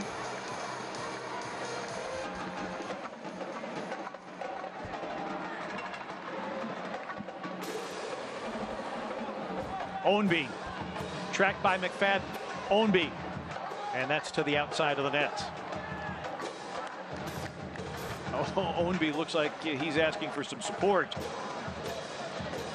such a quick player. I think he ran past his support as Jorge Gonzalez. I don't know if he was called back onto the pitch yet, but it's great defending as well from Aiden McFadden, keeping up with the speedy Ownby pace for pace. And Ownby earns his side another corner kick, and we've seen them be so dangerous. This man right here on the ball, number 8, Carlos Mogel, whips in such a nice ball, and those Louisville City players attack the ball with veracity. So we'll see what kind of defending 901 FC can do.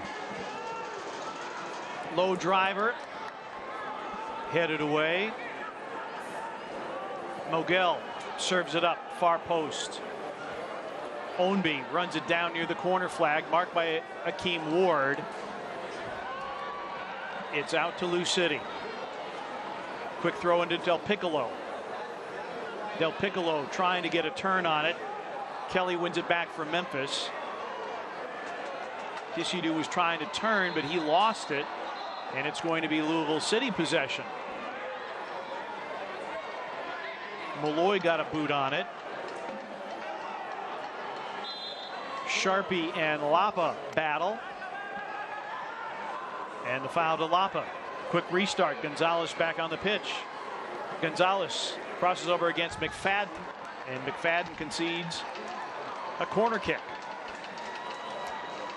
Some good defense and some good offense on that play. Aiden McFadden looked like his feet got crossed up a little bit there, but he was able to recover and knock that ball out of bounds for another Louisville corner kick.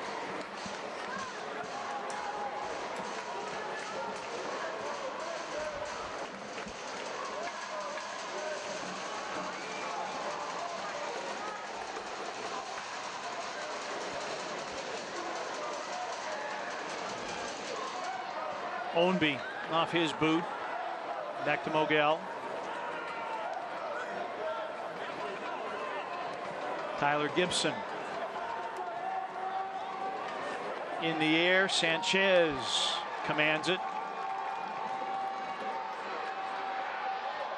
Kisidu trying to run onto this, but he's cut off. Lapa. Pickering. Rare opportunity for him tonight. Crosses over, sends it into the area behind Lapa. Ownby. Malloy. A foul on the tackle attempt. Not a bad foul there. A professional foul from Aaron Malloy. Definitely going after the ball, but the quick Ownby just able to touch it past him, but not a bad foul to take in your own defensive half.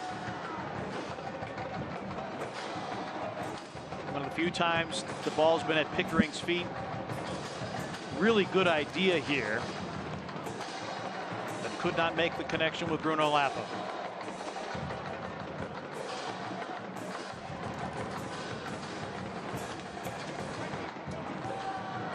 Zemler. 70th minute. It's off of McFadden. Now Louisville City has started to exert some offensive pressure. Ownby against McFadden. That's chested down in the area, and Sanchez has to come out and pounce and alleviate the danger from Louisville City. Sanchez came off his line well once the ball popped out enough for him to sprint out and corral that ball, but kind of dangerous moments for 901 FC as Louisville City are really crashing the box hard.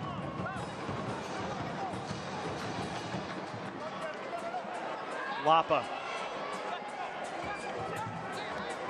McFadden and now Malloy. You can definitely tell the pace has turned up in this match, Pete, probably the last 5 or 10 minutes or so. These players, they want to end this game. They want to get another goal and close this thing out in the first 90 minutes.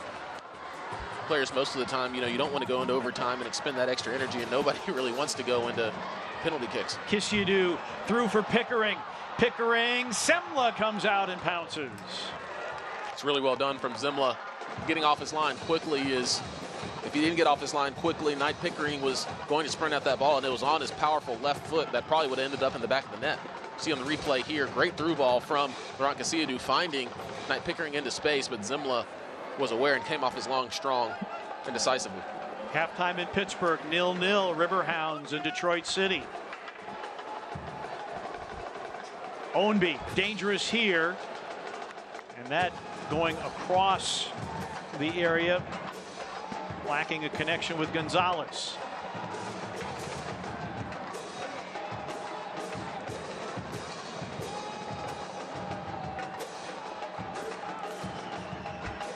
the scoreline remains level. 2 15-minute overtime periods, no golden goal. You play them out.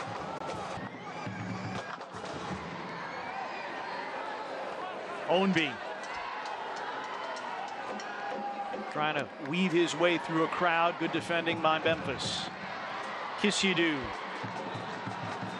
against Manny Perez. Kisidu into the area. Kisidu dispossessed by Perez. It's great defending once again from Manny Perez. He's been so impressive in his 1v1 defending against the dangerous Laurent Kisidu. Kisidu is one of the most shifty players in the USL Championship. Is Kisidu. You can see clearly upset, booting the ball out off the pitch, and I think he's going to get a yellow card for that as well. But clearly frustrated with the defending competency of Manny Perez, who time and time again has just been able to stay step for step with Kisidu. Perez plays collegiate soccer at NC State. Dylan Maris will come on. And Mogel will go off. And Niall McCabe in is Danny Cruz. Making changes here, and Del Piccolo comes off. Interestingly enough, we have yet to see Wilson Harris. I would have to think that Wilson Harris can't be far behind. Yeah, Pete, I'd have to agree with you. He's such a dangerous offensive player, and especially if this match goes into overtime, and then also having another offensive player take penalty kicks for you could be so crucial in this match.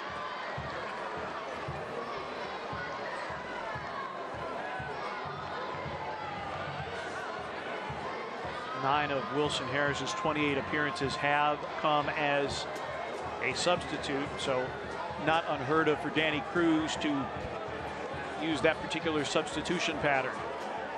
Yeah, Danny Cruz might be keeping him in his back pocket, to bring in maybe the last 10 minutes or so of this match. Trying to get it to Pickering, but that doesn't work for Memphis. And that is out. I'll tell you what, Pete, that was great pressure from the skipper, Leston Paul. He saw that Manny Perez was running back towards his own goal, and he saw that 901 FC had a chance to lock Louisville City in their own half in the corner, and he was able to force a mistake out of Manny Perez, and now 901 FC have a throw in deep in the half of Louisville City.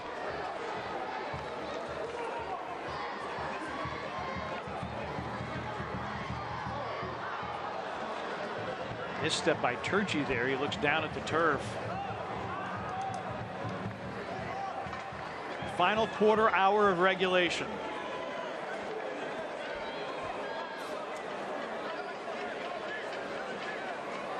See some really tense and intense moments right now, Pete, for both teams. Louisville City right now electing to kind of sit back a little bit and let 901 FC keep possession in their own defensive half. Now they're starting to extend this pressure a little bit, and we see another long ball from 901 FC. That was offside anyway. Kisidu making the run. Memphis has not made any substitutions. They do have Samuel Carriaga available to them. The Argentinian has had an impact when he has come into matches. But again, if you're Stephen Glass or Danny Cruz for that matter, you realize that you could be playing 120 minutes of football. And so maybe you wait a little bit longer to bring someone on. And another Louisville City player down after a collision with Turchi. That's Gonzalez. Could be some dangerous moments right here for 901 FC, as that was Akeem Ward involved once again. And if Elton Garcia thinks that there was an elbow raise from Akeem Ward, remember he's on a yellow card. We've got a couple of players for 901 FC that are on yellow cards, and the last thing in the world that you want if you're Stephen Glass is for your side to go down to 10 men.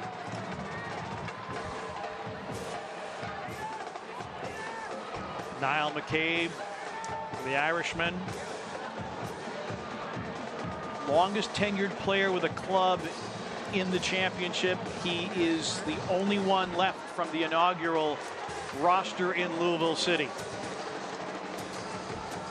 So he has seen all the conference finals and all the championship finals. And he's lifted the trophy twice. Sends it in. Graham Smith got a head on it, punched out by Sanchez.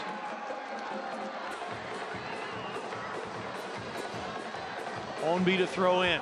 Ownby has it back at his feet. Ownby, low driver, skips through. Held by Adams.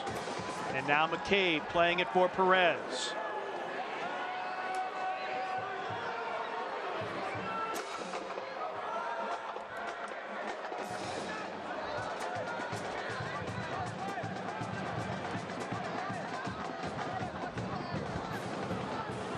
McFadden tracks back against Ownby. Sharpie. Back to Ownby on that left side. Crosses over against McFadden. Low driving ball off of Leston Paul.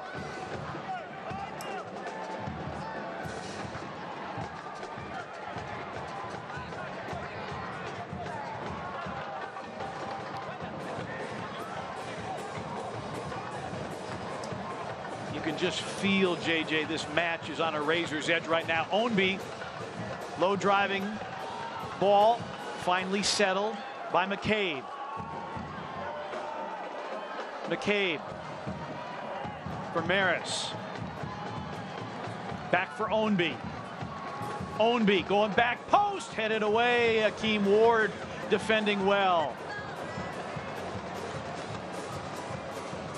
Pete, on that note, you can see the difference that these Louisville City subs are making, and 901 FC seems to be half a step slow right now. I know Stephen Glass is looking up and down this bench, a short bench, albeit, you know, he's missing quite a few players that are typically in the 18, really typically in the starting lineup for 901 FC. So I think Stephen Glass, I'm sure he's getting antsy right now and looking up and down his bench and saying, you know, who can I put in to get some fresh legs in this match to be able to match the fresh legs that Louisville City has put in.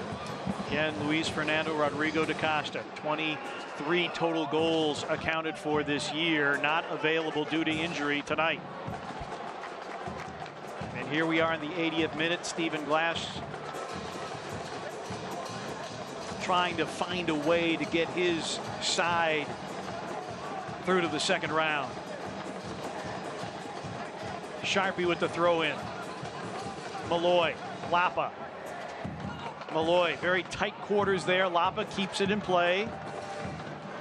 Tried to back heel for Jeremy Kelly, but intercepted by Ownby. Out to Memphis.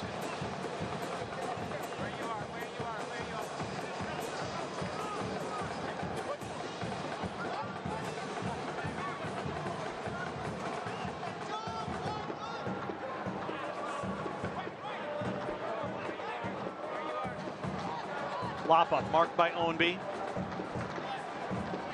McFadden wins another throw in.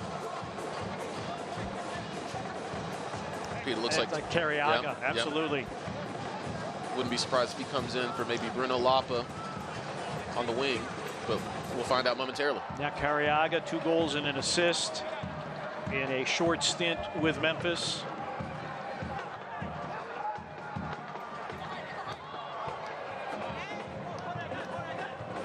Graham Smith deflecting that out. Ownby had a run up the channel. Sharpie asking for some water. We do have a Louisville City player down, and Carriaga is going to come in for Leston Paul.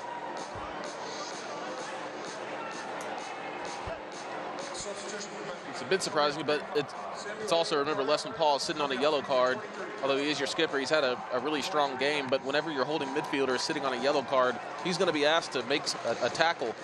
One of those midfielders is going to be asked to make an important tackle, maybe a professional foul. And the last thing you want is for your side to go down to 10 men. So well done from Leston Paul, but a good sub as well for Stephen Glass, recognizing that he's on a yellow card. Carriaga, his 7th appearance, signed September the 4th on loan from an Argentinian club. And JJ, we've seen him come off the bench several times this season and make an immediate impact. Ownby with a sliding tackle against McFadden. And that Ownby-McFadden tilt over there on the left offensive side of Louisville City. That's been worth the price of admission. Well, it's been a great battle between those two, and Brian Ownby, he's got a heck of an engine on him, getting up and down the pitch and doing it with pace as well. And Aiden McFadden just needs to stay focused, not let Brian Ownby get under his skin, and not make any silly decisions. Keep continuing to play how he's played so far this evening.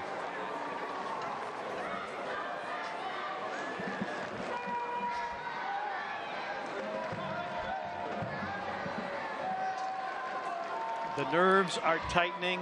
The palms are getting sweaty. No scoring here in the second half.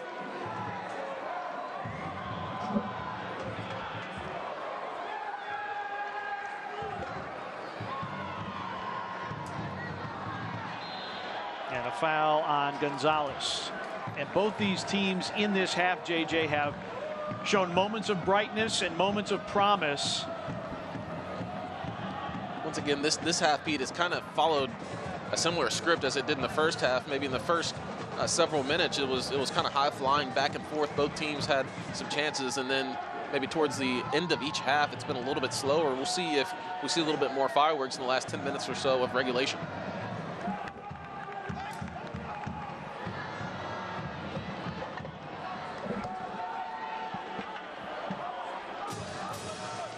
I would think Memphis would have greater motivation to try to finish this in 90, given that they do have fewer subs available. I shouldn't say fewer subs available, but some key players that normally you wish you had available are not available to them. You're exactly right, but it's such a balancing act, right? As we see some dangerous moments here for 901 FC, it's such a balancing act. If you throw too many numbers forward and you leave yourself susceptible to the counterattack, you know, then you lose the game. It's always so tough when you're short players. And Nita Pickering apparently took a blow to the head, and so Elton Garcia stops the match. Bryce Beamish, the head athletic trainer for 901 FC, will come out and talk to Pickering to make sure that there are no signs of a concussion. We'll see, Pete, if he's asked to step off the field. You know, whenever you grab your head and there's a potential head injury, typically the player has to step off the field, and he'll be called back on by Elton Garcia, our head official, our center referee for this match, and looks like that's going to happen. So hopefully Knights of Pickering is okay, and he'll be waved back onto the pitch quickly by Elton Garcia. Pickering, a product of the FC Dallas Academy. Stephen Glass in conversation with Kevin Broadley, the fourth official.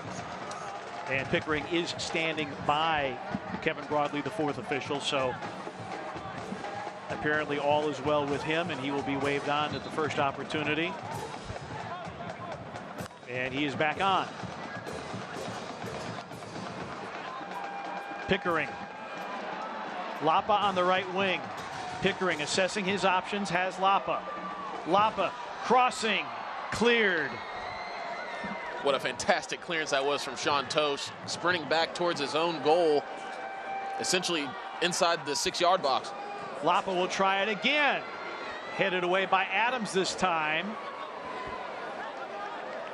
That's out to Memphis. Under 5 plus stoppage time in the second half.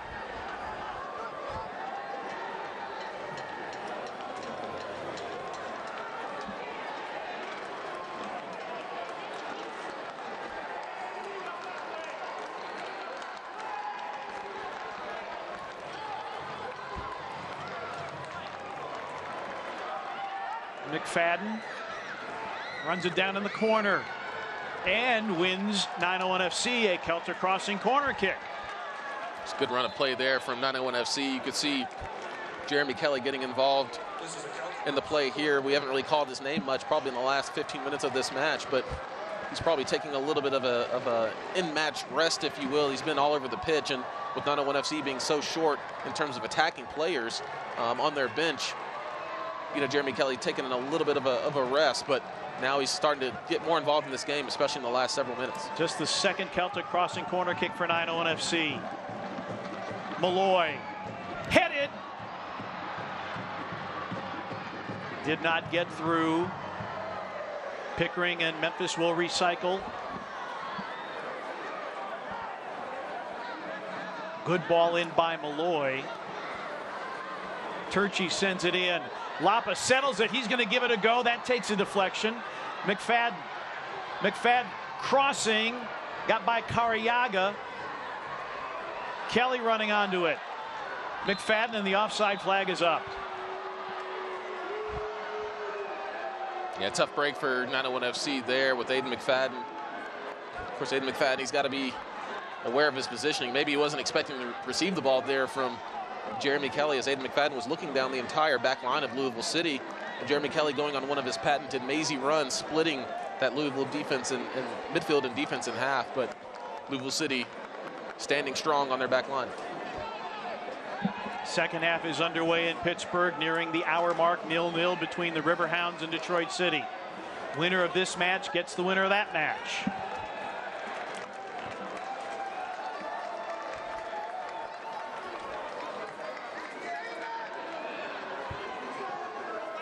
This match may well be ticketed for extra time. That's out to Memphis off the head of Wes Sharpie.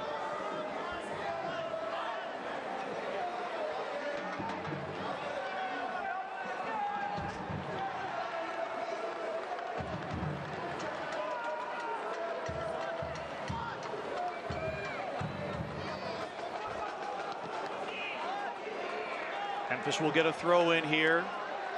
About a minute and a half plus Miller Lite stoppage time remaining.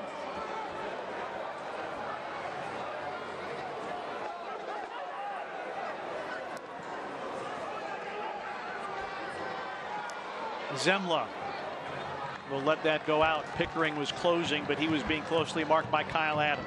Smart defending there from Zemla, coming off his line, and he's kind of in no man's land there and acted like he was going to make a play for the ball, and then smartly just shielded the ball out of bounds for a goal kick. Really settled things down for his side, Louisville City.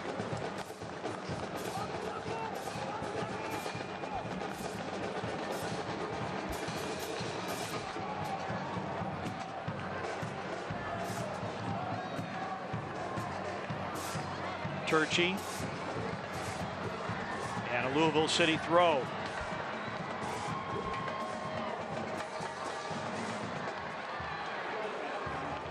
Turchi clears it.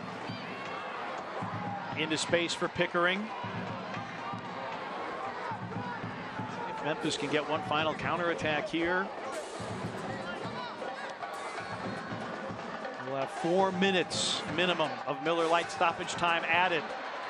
Kisidu into the 18, sends it in, punch, Pickering, Lapa, and Lapa cannot get his foot on the ball. A golden opportunity for a potential match winner goes begging for 901 FC. Peter fell right at the feet of Knights of Pickering. He just couldn't get his feet settled underneath him to get a shot on goal. Lancaster. Got to keep it away from Ownby if you're Memphis. One of the most dangerous scorers.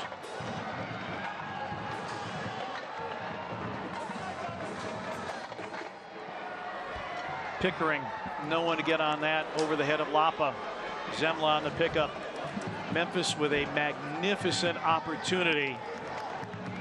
Yeah, there hasn't really grab the lead. Exactly, there hasn't been many half chances better than that. As you saw the lovely ball from Laurent Kasiadu, it was punched out by Oliver Zemla, fell right to the feet of Knights of Pickering, and I don't know if Bruno Lapa took it off his foot or what. You can see Knights of Pickering kind of picking his hands up there, but Pete, this game has definitely picked up in the last 5 minutes or so. Lancaster has that deflected, picked up by Gonzalez. McCabe. Long ball, Ownby off the head, and a goal kick forthcoming. Once again, fantastic defending from Aiden McFadden. We see that man Wilson Harris. Yeah, this is ready to check in. Yeah, I think Danny Cruz like, okay, it's time. So Harris is on, and Lancaster, the goal scorer in the 18th minute, comes off. Wilson Harris, 9 goals, 2 assists. Had 15 goals a year ago for Lou City as they made it to the Eastern Conference Final.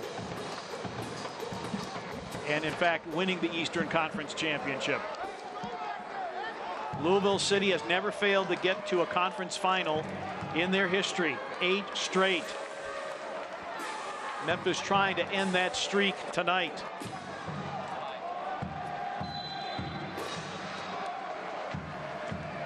Lancaster picking up his 7th goal of the season. We're halfway through the 4 minutes of posted stoppage time.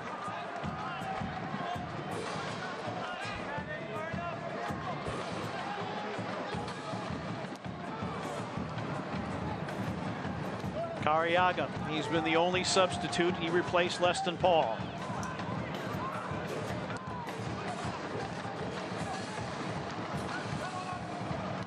Wow, Malloy comes in for the header. Lapa sent out by McCabe for a throw-in. A little more than a minute remaining. Cariaga, Ward couldn't settle it.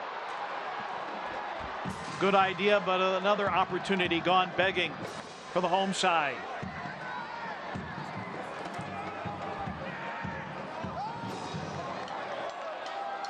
Graham Smith plays it back to Sanchez.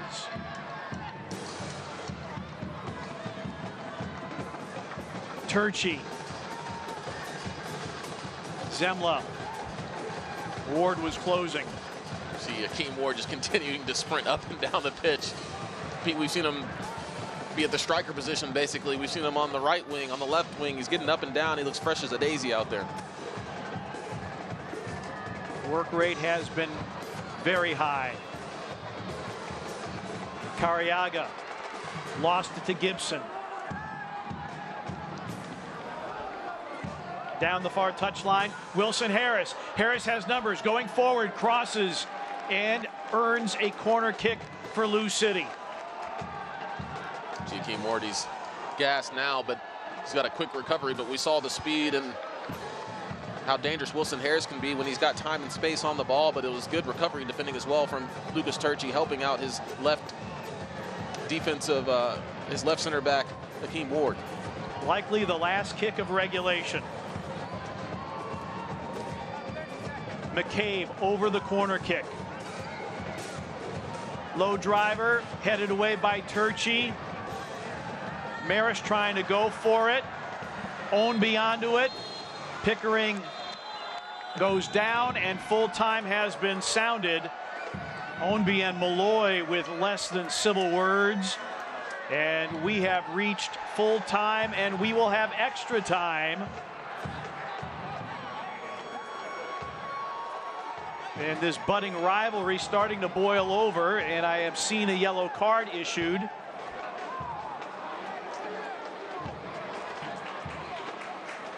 And all the officials assisting Elton Garcia.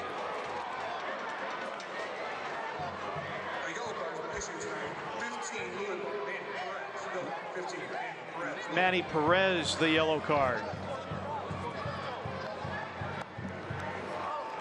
Both Aiden McFadden and Naita Pickering were sent to ground, and that's what prompted the, I don't know if skirmish would be the appropriate word, but certainly some heated conversation, and a match which has been very, very evenly played. We'll see extra time. 2 15-minute overtime periods. Now let's see how we got here. First minute, second fastest goal in USL Championship history.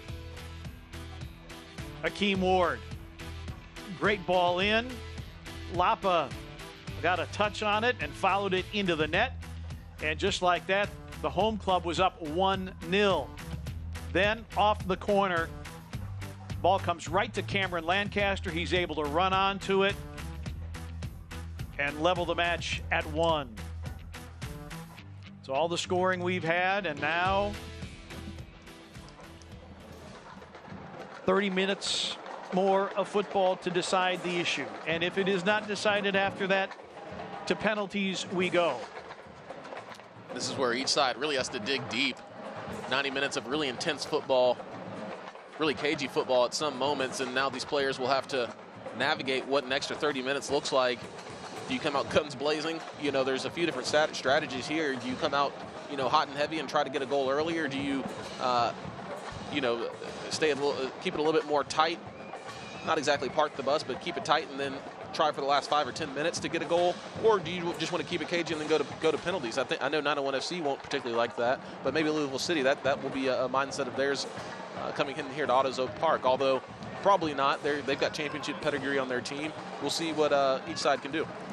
I don't know that you would ever want to go to penalties because it can be such an almost roll of the dice, really. Oh, absolutely. Unless, you know, you're so confident in your goalkeeper. You know, the goalkeeper is the real X factor in that. You know, how does your goalkeeper feel, you know, facing penalties? How do your players feel about taking penalties? What is their track record? We know that man, Sean Tosh, right there with the shirt tucked in. He's got a tremendous track record of taking penalties. So, you know, we'll see how that looks, you know, as this match progresses.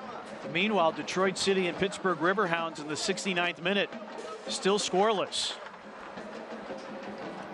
Be a nice upset alert right there.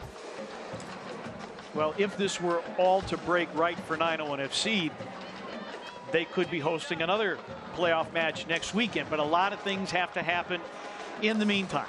So 2 15-minute extra time periods. They'll be separated by a minute intermission. If we need penalties, there'll be a 3-minute break between the end of extra time and penalties.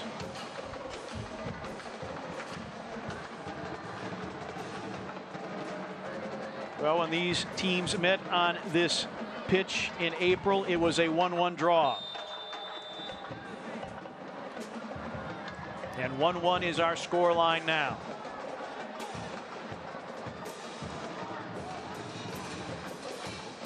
Should be noted, Louisville City has made 4 substitutions. Memphis has made just 1. That was Cariaga for Leston Paul. And Cariaga is down and slow to get vertical.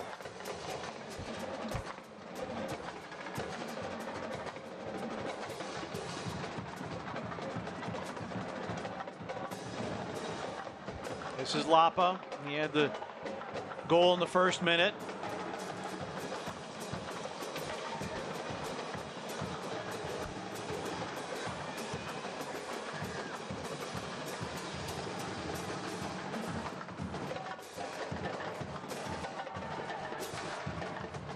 Sanchez. Cariaga. Dodgy moments here for Memphis. Manny Perez taking to the air, but sending it out. See 901 FC comfortable playing out of their back. They trust their goalkeeper, Richard Sanchez, to play with his feet, and he's been pretty tidy so far. Playing out of the back has got some talking to right now among Stephen Glass and Elton Garcia. They had to find the proper space for Ward on the throw-in, and it all goes all the way back past Kyle Adams to the keeper, the rookie keeper, Oliver Zemla. So Zemla is a rookie keeper. Sanchez has more than 24 appearances at the MLS level. If we start talking about the experience level of both keepers. Manny Perez. Perez wins a corner for Lou City. Manny Perez has been so impressive for Louisville City, both offensively and especially defensively, as he's done so well in defending Laurent Cassidy, but his energy level has been fantastic as well. With really his speed and athleticism has really impressed me as well. He's just been able to get up and down the pitch. Good defending from 901 FC from Aaron Malloy, once again doing his defensive duties, but we've got another dangerous opportunity for Niall McCabe, the skipper, right here for Louisville City with the corner kick.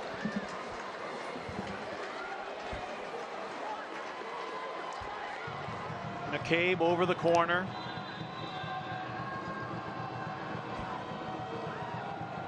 Low driver. Tosh blocked. I beg your pardon, Ownby and blocked.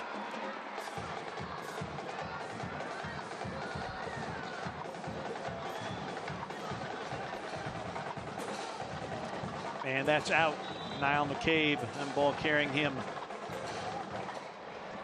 out of bounds.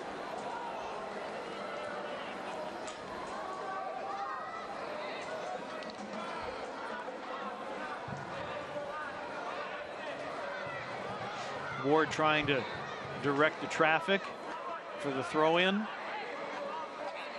Kisidu with the head, but possession to Louisville City. Maris sends it out wide and now has it back. Maris chips it in to the byline. Ball loose, punched out by Sanchez, and a whistle and offside. Dangerous moments for 901 FC. Didn't expect Niall McCabe to get to that ball, but he did. Looks like we have, you saw the ball chipped in there. Not sure if it was an offside call or if the ball rolled over the inline for a 901 FC corner kick. But either way, some really dangerous moments for 901 FC.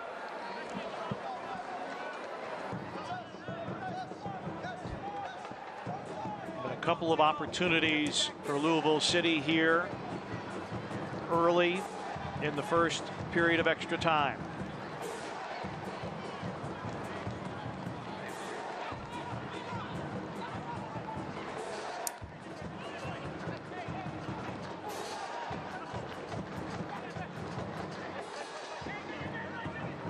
Jeremy Kelly, Cariaga, McFadden, and Lapa.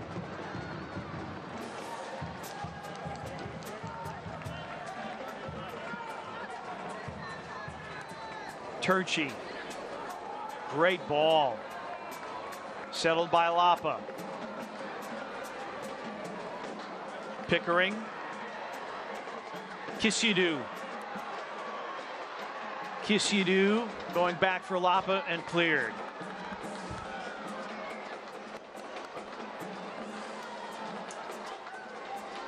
Dylan Borzak, Emerson Heineman will be checking in momentarily. Stephen Glass getting some fresh legs. Heineman, an experienced hand with MLS. Here's the ball through to Pickering. Pickering, left-footed shot, but it took a touch off of Adams and rolls in harmlessly on Zemla.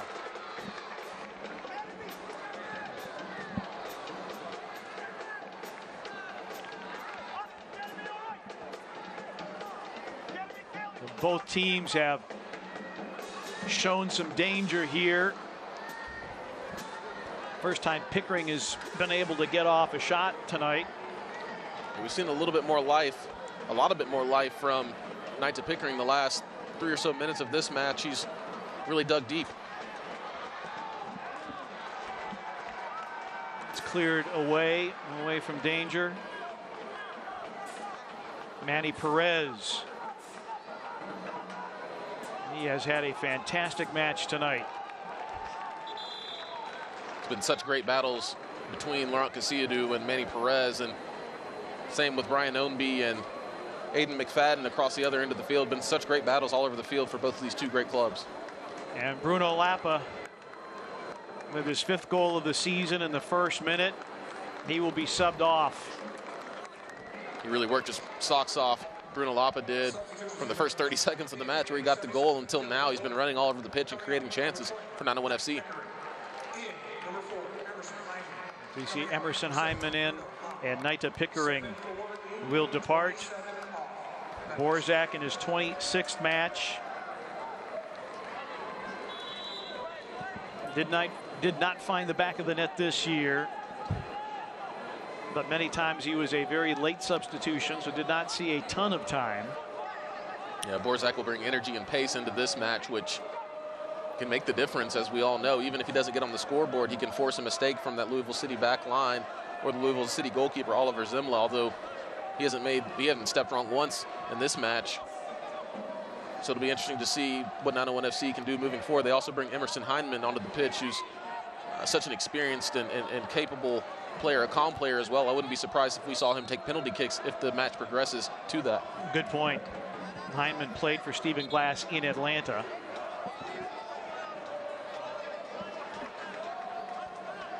And a free kick here for Aaron Malloy. More than halfway through the first extra time period. No scoring since about the 20-minute mark of this one.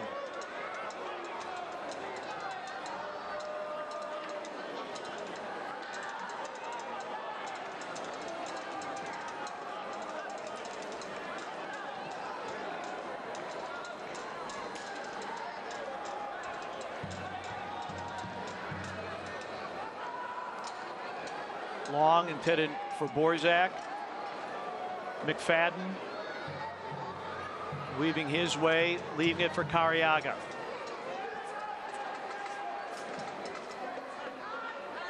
Trying to go diagonal with it, intercepted by Ward. Kisidu lays it off. Now McFadden. McFadden into the area. McFadden trying to cut and earns a Celtic crossing corner kick for 901. Some good moments there from 901 FC. Unfortunately for them, it didn't end up in a cross. It's good defending, patient and strong, calm defending from Louisville City, but 901 FC does earn a Celtic crossing corner kick. And Malloy with 8 assists on the season. Led the championship in chances created. An opportunity here in the 100th minute.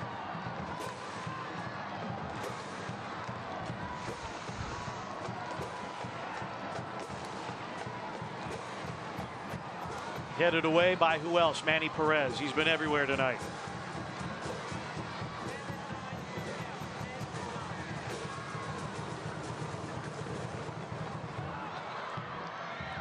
Akeem Ward doing a good job dancing away from Wilson Harris.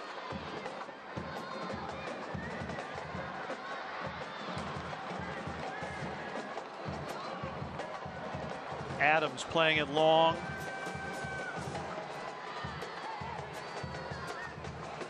Wow, look at Kasidu win it back. Through for Borzak from distance. Oh, off the woodwork.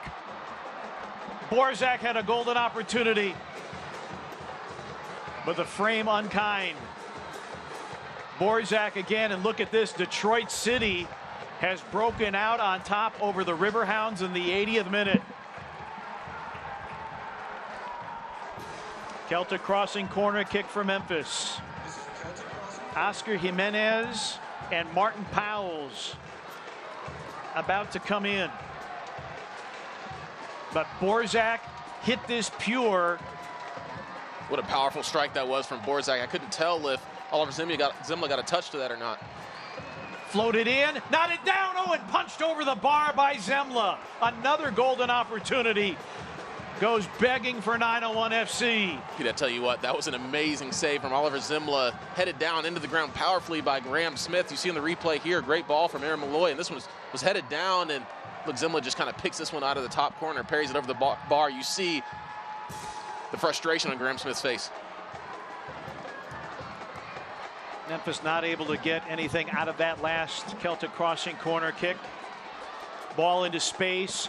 Ward, great sliding tackle.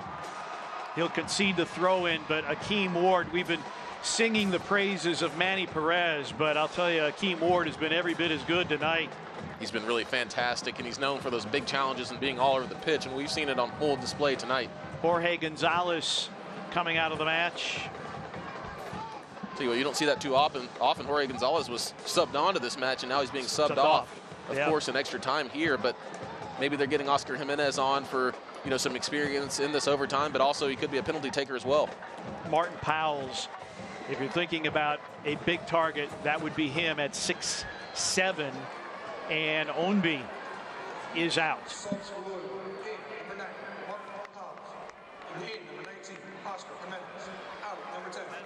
Martin Powell's 1 goal, and this his first season with Lou City. Played last year in the Netherlands.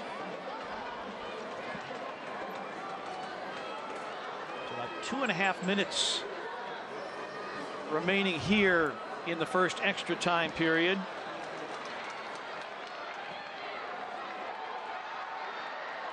Borzak tracks this down. Tried to get the ball through, but overplayed it a bit. Cariaga wins it back for Memphis. Pete Cariaga, you see him just calming things down. He just settles things down so nicely. He's so skilled and calm and collected on the ball, the Argentinian is, and it's been fantastic to see him be picked up by 901 FC late in the season, and we're seeing what he can do late in this match. McFadden also a late season pickup. And Cariaga.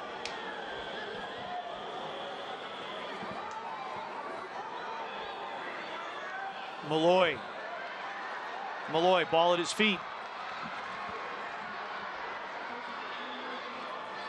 Played back for McFadden. McFadden chips it into the area, headed on, and out for a goal kick. Staying with Dylan Borzak, who's done quite well since he's been on the pitch, provided a lot of energy and effort, but he's not a very big player, so 901 FC will struggle with those crosses into the box. They don't really have a target striker as you would if you have a Knight to Pickering who's a sizable striker himself, or Rodrigo da Costa, of course, isn't in this match. So 901 FC will probably have to score a different way other than service into the box. Little under a minute remaining, plus we are told 1 minute of Miller Lite stoppage time at the end of the first extra time session. Stolen by Sharpie. Kisiadu. Graham Smith through ball. Oh, just off the boot of Emerson Hindman. That was so close, Pete. You see Emerson Hindman so frustrated. That was a lovely ball there after the bit of skill from Jeremy Kelly to slot the ball into Emerson Hindman, the substitution, but that ball just gets away from him. 85th minute in Pittsburgh. And what a massive upset that would be. That'd be absolutely huge. Clearly, you know, we haven't been watching that match, but Detroit City coming in there with a masterful game plan and have kept Pittsburgh, one of the top scoring clubs in the league this year, off the board. Kisiadu into Miller Lite stoppage time in the first 15 of extra time. Ward sent away. Malloy back to chase. Turchi.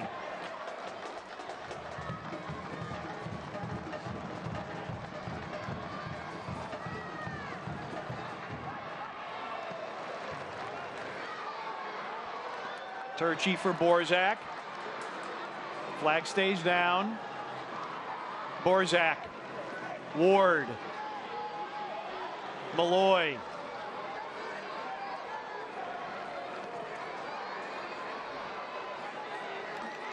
McFadden trying to link with Kelly. Adams sends it away. Powles knocks it down. Held by Gibson. Plays it back to Zemla. And there is the whistle, ending the first 15 of extra time. We'll take a 1 minute break for these guys to catch their breaths. And we'll play another 15. And we'll see what happens after that. Memphis, 13 shots on target, 13 shots, 4 on target. Louisville City has only had 1 of their 9 shots on frame, and that was the goal back in the 18th minute by Cameron Lancaster. Meanwhile, Detroit City zeroing in on a result that would send shockwaves around USL Championship soccer.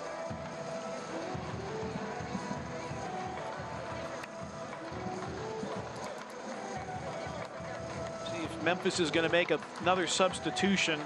Carson Vom Steeg would be available, and Dylan Borzak thought perhaps he had the go-ahead goal. A powerful strike.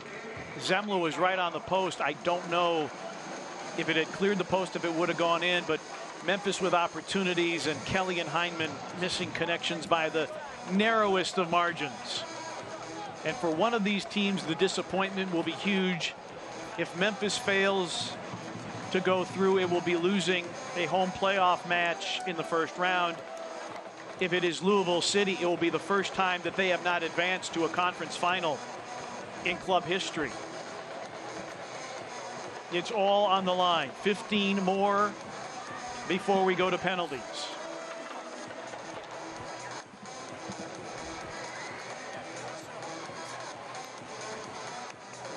And if Memphis can get a Celtic crossing corner kick, Carson Vom Steeg scored the lone goal against New Mexico United last Friday night on an assist from Aaron Malloy.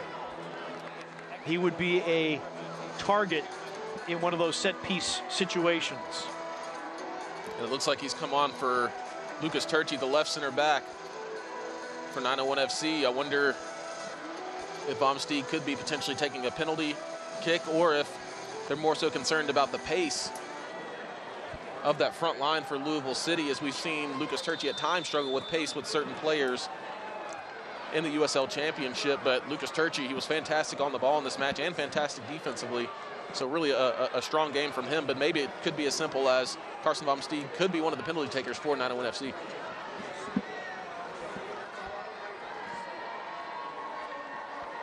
Kelly for Akeem Ward. Picked up by Maris. Now Malloy. Cassidu against Wes Sharpie.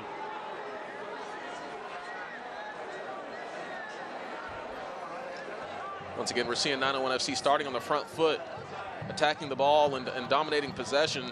They've done such a great job in this match of starting each half so well in terms of being on the front foot, moving the ball, taking it to the opposition. It was basically 50-50 in possession at halftime. It's 62% possession to Memphis. That's been their calling card this year. But can they pay it off in a goal? Certainly made great adjustments at halftime, and even coming into the extra time here, the players have somehow found another gear, found another energy source to tap into. And you know, they're not looking tired at all right now, Pete. They've done a great job of continuing to have fresh legs and move the ball around. Vom Steeg for McFadden. Adrenaline is amazing. McFadden for Borzak. Borzak got it on his head but could not control it. And that's out to Memphis. Maris could not keep it in play for Louisville City.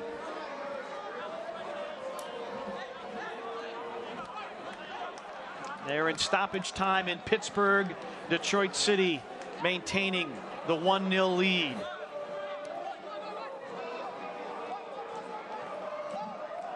And if that result holds, one of these teams will host Detroit City.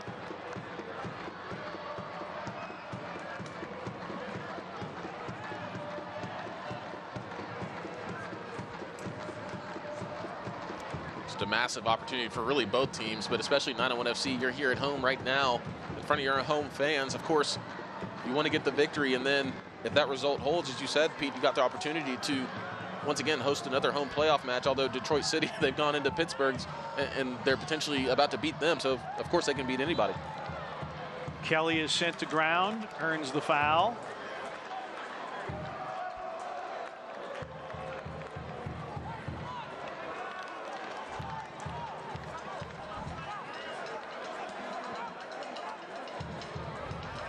Graham Smith will restart for 901 FC. Trying for their second ever playoff win. Borzak.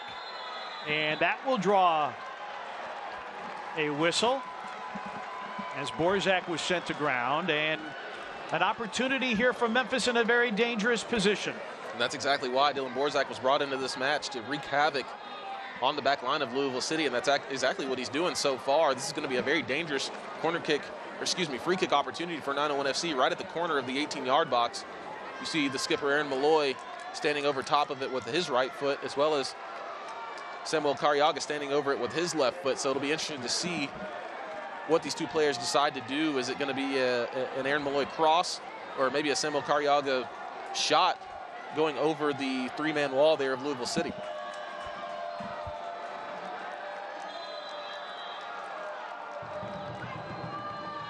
Cariaga took a deflection.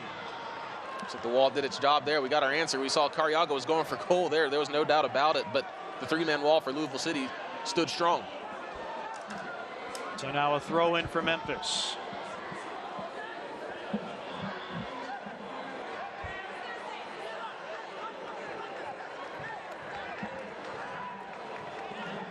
Some very nervy football here in downtown Memphis, Tennessee.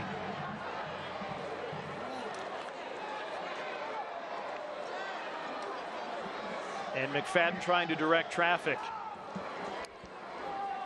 McFadden, the long throw in, headed in the air. Kelly trying to settle it.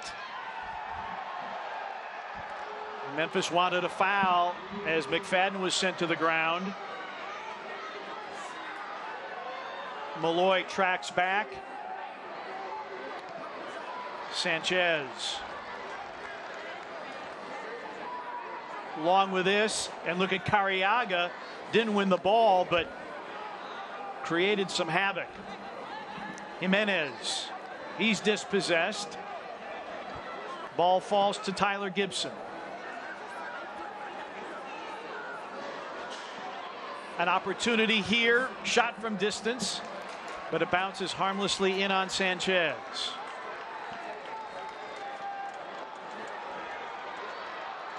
Kisidu finding another gear, has Borzak running centrally. Kisidu trying to turn against Gibson.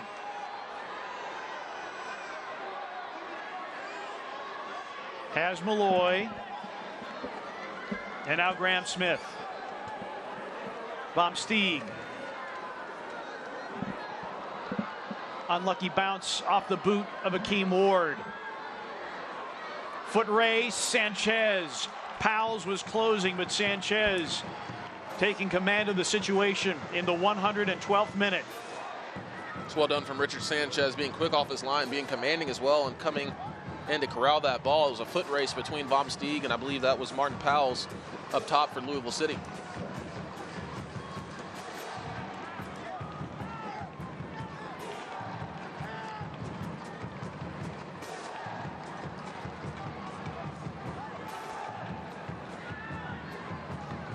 Edge of your seat stuff in Memphis.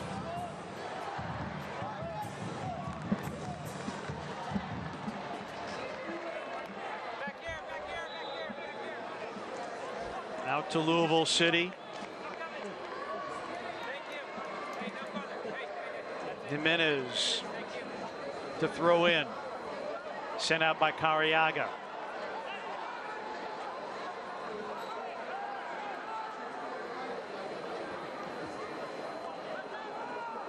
McCabe. Jimenez overlapping. And it is a final in Pittsburgh, and the Riverhounds are done. Detroit City, who went to Memphis last year and lost in the first round, they get their first playoff victory in USL Championship competition. They will be on the road, but where will they go? What will their destination be? Corner kick for Louisville. Scramble in front of the net. Cleared away. Kept in by Gibson. Perez runs it down. Marked by Ward.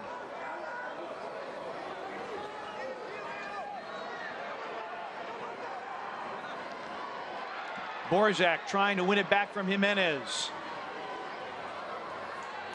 Ward and now Tosh. Remember how dangerous Tosh is, and you know they want to keep him on for penalties if that's what this comes to. What a fantastic tackle that is from Akeem Ward. Borzak in a foot race with Gibson. It's really well done from Tyler Gibson, the midfielder for Louisville City. He's always been a tireless worker. I've known him for years and years. Childhood friend of mine. He's still running. He's never stopped running in this entire match. He was on a real foot race there with Dylan Borzak, who's a really speedy striker for 901 FC. Gibson from Knoxville, Tennessee.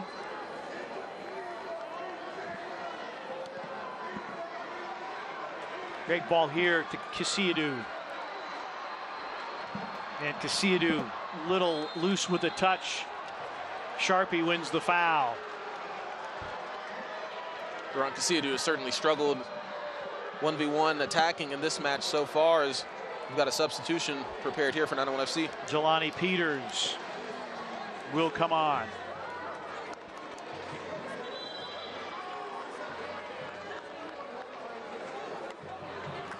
He will replace Akeem Ward, who has been brilliant defensively tonight. Akeem Ward has been so good for 901 FC, defensively and offensively as well. He's been a tireless worker. I think maybe in the past couple of minutes, he's gotten a little bit sloppy. That could be a little bit on the ball, that is, maybe tired legs, but he's been flying around. He's also on a yellow card as well, so once again, you don't want to go down to 10 men. Malloy against Powell's. And out to Louisville City.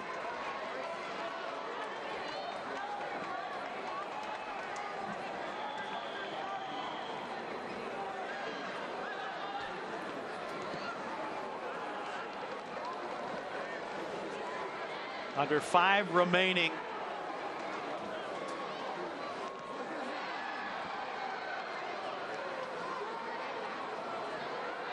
Peters, Casillas. Memphis trying to get numbers forward.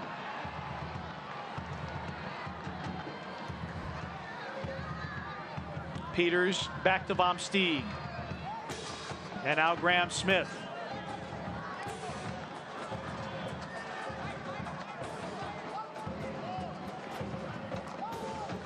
Composure and precision, the operative words at the moment.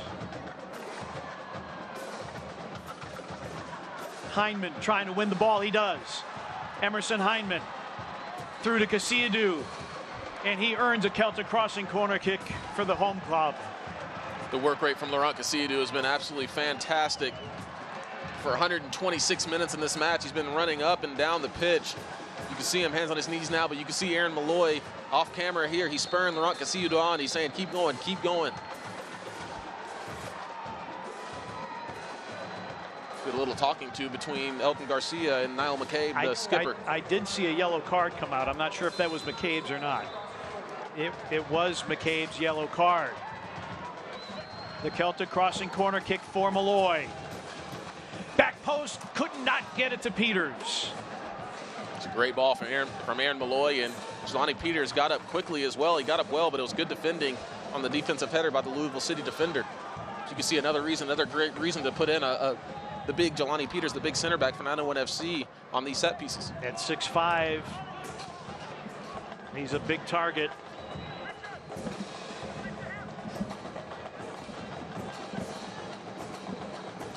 McFadden, the deep throw in. Adams headed it for Louisville City. Cariaga heads it. A battle for it. Memphis wanted a whistle. They do not get one. McFadden. Kelly turning. Cariaga. And that will be out for a Celtic crossing. Oh no, they're going to give possession to Louisville City. Cariaga disagreeing with the decision of Elton Garcia and will be shown a yellow as he kicked the ball away. Smart play once again from Tyler Gibson, who's been so impressive in this second overtime period here. Is you see there's a little bit of contact here. Tyler Gibson got in front of Samuel Cariaga and felt the pressure and just kind of dropped his body there. Not a ton of contact, definitely some contact there, and ends up getting the call. As our good friend Enda Crayon would say, he made a meal of it. And Louisville City will take it.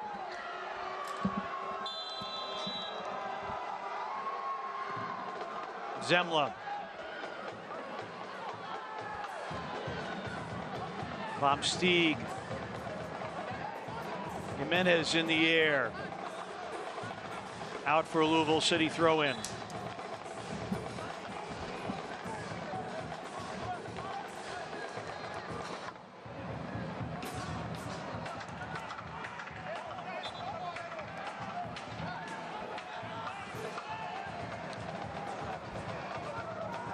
Graham Smith sends it high into the night air.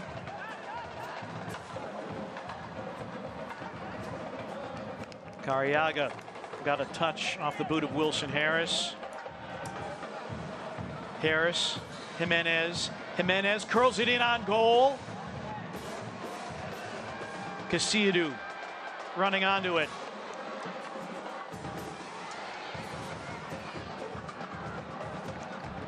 Out for a Memphis throw-in. Less than a minute remaining, plus whatever stoppage time may be on the watch of Elton Garcia.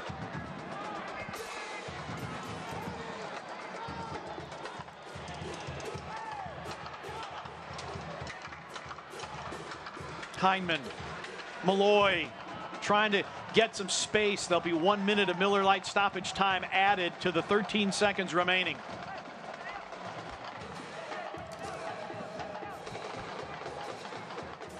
Pete, if this stands and we go into penalty kicks, it's going to be a battle of the goalkeepers. That man you just saw on your screen, Oliver Zemla, he's been super confident, has made a ton of great saves so far in this match. Oh, Powles is through, lays it off. cleared beautifully. The Memphis back line rising to the occasion. Pals with a golden opportunity, and Memphis's defense equal to the task. Jelani Peters and company handling business on the back end. Will Memphis get the final kick of regulation?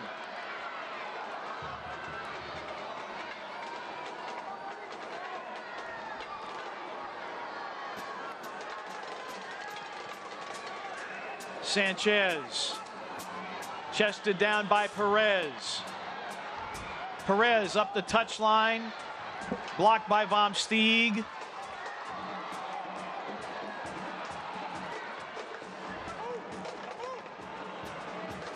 And that long ball will come to a goal kick if we get to that, as we have gone through the first minute of stoppage time, and indeed that is it. 1-1 after 120 minutes of football, and we go to penalties to decide who will host Detroit City next weekend.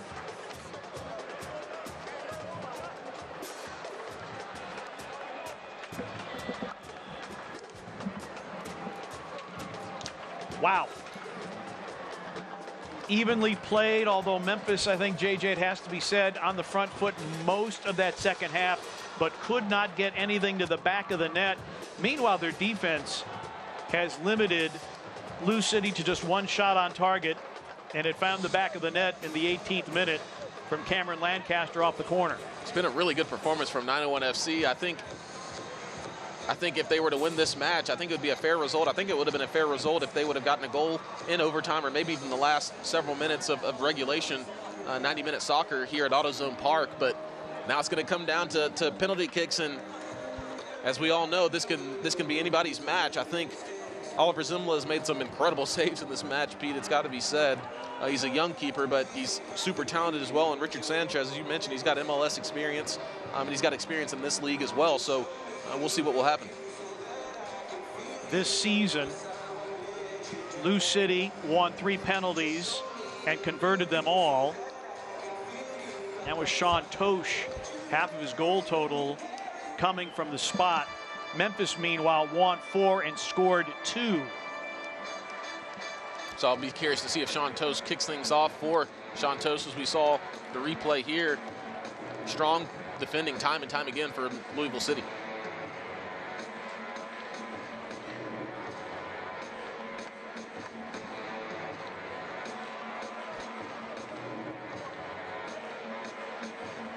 So now we'll get the accounting right. Louisville City will go first. You'd almost have to think Tosh would be the leadoff. A lot of times, I mean, I like that strategy of putting your best penalty kick taker first, just to get the side on the, your side on the right end of things by going up a goal or tying these things up. Of course, Louisville City's going first, so they'll have a chance to go 1-0 up and put the pressure on 901 FC. So Sanchez, as we've said, over 30 MLS appearances for FC Dallas and the Chicago Fire. Also played for LA Galaxy too. Zemla, first season out of college. He's been in big pressure situations before, having won the national championship with Marshall at the NCAA level.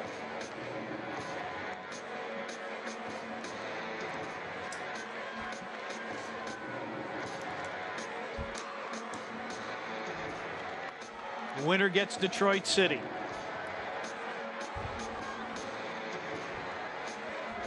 And I don't think you can overstate how significant it is that Pittsburgh is knocked out in the first round. Really just incredible. They had a historic run this season, Pete. So many points, so many goals, and so few goals conceded. And they were flying into the playoffs, and Detroit City just came in and just ended things for Pittsburgh. So it'll come down to this to see who's going to host Detroit City. Will it be 901 FC here at home or Louisville City?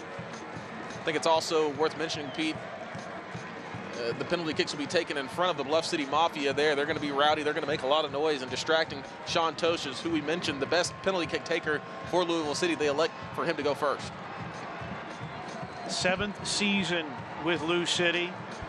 First player in championship history to make 20 or more postseason appearances, and he will face Richard Sanchez in the first round.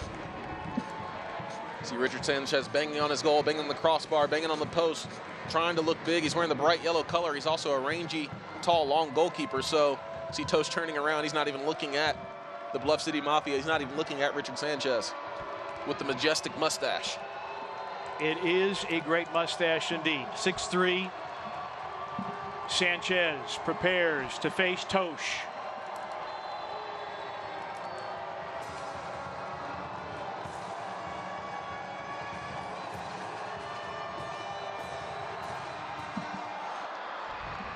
Score it for Tosh. Fantastic penalty from Tosh. He looked so calm, cool, and collected. He looked so unbothered, Pete, from the penalty spot, which he probably is. He's done it time and time again for Louisville City, and Sanchez guessed right as well. Looked like he almost got a hand to do it, but that was side netting. Not many goalkeepers are going to save that one. Emerson Heineman, 3 goals on the season. Signed to the club in June after playing with Atlanta United. The 27-year-old from Dallas, Texas. Zemla given his instructions by Elton Garcia.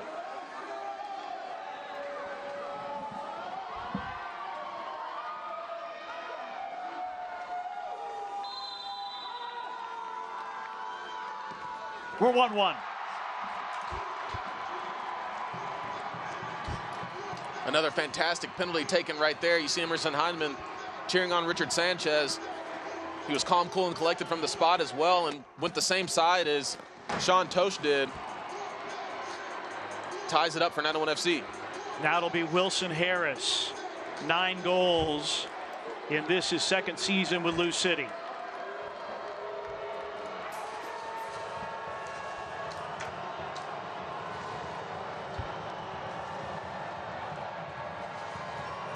See Richard Sanchez, he guessed right on the last penalty. We'll see if he guesses right again. If it's not perfect, he's so long, he's so rangy, and he's quick on the ground as well. I think he'll have a good chance of getting to this one if he guesses right. Bluff City Mafia banging the drums.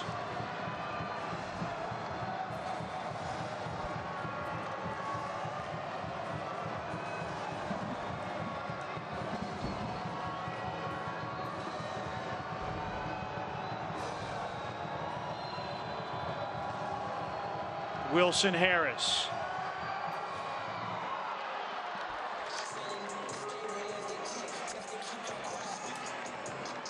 Lou City remains perfect. Another really good penalty from Louisville City. Wilson Harris sent Richard Sanchez the wrong way.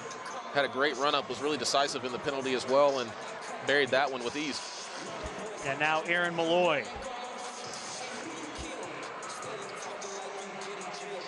Be interesting to see what the skipper does on this particular penalty. Penalties haven't really been too kind to him in recent years, over the past 2 years for 901 FC, but he's built for big moments.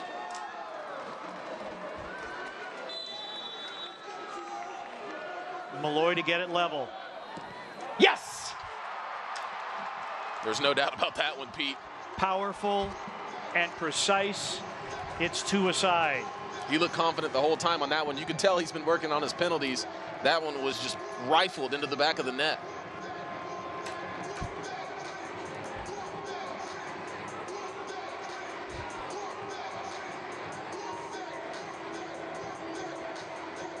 This is going to be Dylan Morris, his 1st season with Lou City. But last year with El Paso Locomotive had 10 goals. He knows how to get it to the back of the net. Another very experienced player for Louisville City.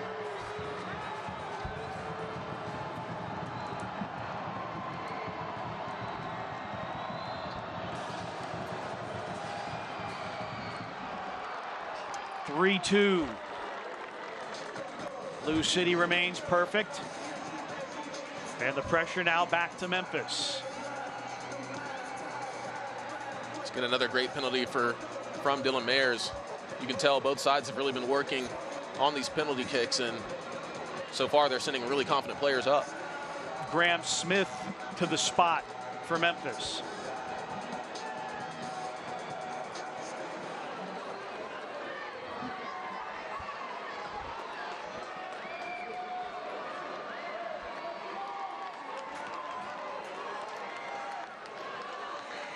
Graham Smith, 1 goal this season, his second with Memphis. Yes! 3-3. Zemla guessed correctly, but the power of Graham Smith got it across the line and into the net. And Pete, you're exactly right. Zemla guessed correctly, and Graham Smith very fortunate. You could see him blowing some air out there, a sigh of relief. But I think at the end of the day, the power from the run-up and the power on the ball, he was able to squeak that ball right under the arm of Oliver Zemla. Now the grand old man of Lou City, Niall McCabe, the Irishman, trying to keep Lou City perfect.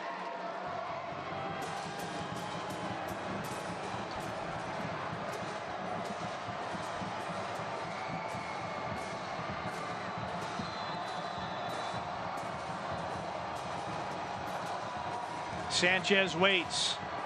McCabe got it. And Lou City remains perfect. And the onus now back to Memphis to try to level it. Tell you what, I think that was the best penalty of the evening. Yep, went to the ceiling.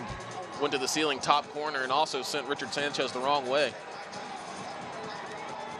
Samuel Carriaga, the Argentinian.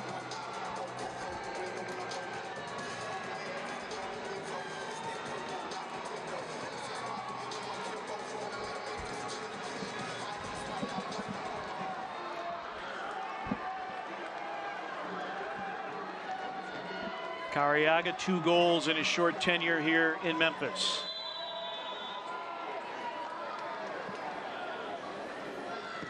He's got it. 4-4. Again, a fantastic penalty from Carriaga. And 901 FC and both of these teams are just rifling these balls into the back of the net. That one was hit with a lot of pace and precision into the side netting. But I tell you what, Pete, Oliver Zemla, he guessed right again. It looked like he got a hand to it as well. Would have been a very impressive save, but that's one thing to look for is when the goalkeeper is consistently guessing the right way. Jimenez, another one of the long-time Lou City players in his 7th season. Can Richard Sanchez somehow get a save here and give Memphis the opportunity to win it with their 5th kick?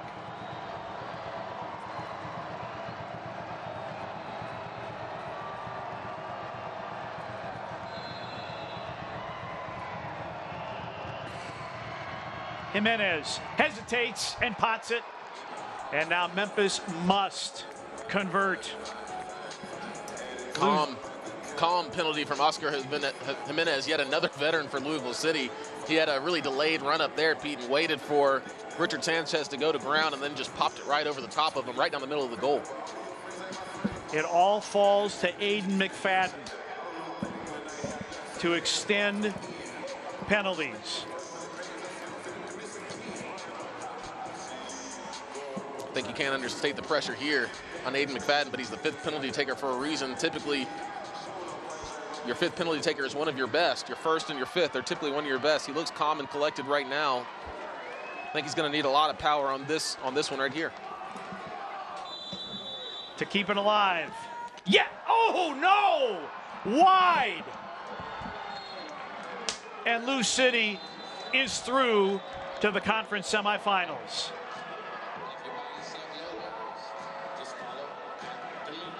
Really tough one there for 901 FC and for Aiden McFadden. He sent Oliver Zemla the wrong way, and it looked like it just nicked off the outside of the post, Pete. And you can see the relief on Zemla's face and those Louisville City players' faces.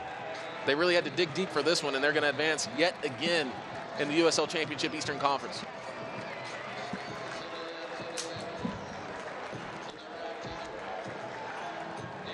And Memphis 901 FC is done for this season. Aiden McFadden,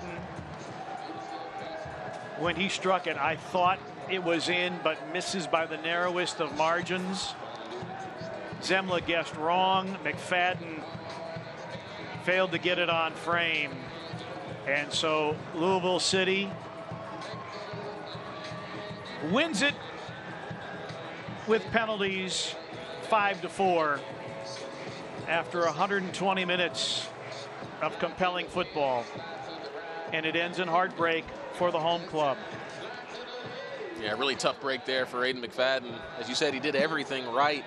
Sent Oliver Zimlo the wrong way, but just pushed it a little bit too wide. Was trying to be a little bit too perfect with it, but sometimes that's just how the ball bounces, and anything can happen in penalty kicks, as we said, Pete, earlier in the match. And you can see what it means for those 901 FC players. They know their season is done, but they can hold their heads up high. It was a great season. It was a great match.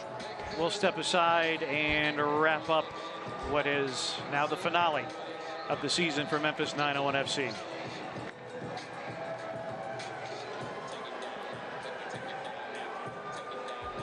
American made means more than just being made in America. It means representing the values that our country is founded on. Hard work, independent spirit, revolutionary thinking, breaking a few rules, and doing it all for the right reasons. American-made bad boy mowers. Mow with an attitude. First South Financial is a full-service mortgage lender offering VA, FHA, conventional, jumbo, and adjustable rate mortgage loans. We even offer loans with no points, fees, or closing costs. Let our lending experts find the loan that's right for you. Visit firstsouth.com. Consumer investigator Andy Wise here. For efficient immunizations and wellness services, the Shot Nurse is your wise choice. What do you love about the Shot Nurse? Because of my work, I have to get a lot of vaccines for travel, and the Shot Nurse always has everything I need. The Shot Nurse. At Junk Luggers, our commitment to donating and recycling is a founding principle. We're a locally owned business, striving to keep all reusable items out of landfills by 2025. While quality customer service, respectful team members, and competitive pricing are all industry standards, we stand out by donating and recycling whenever possible.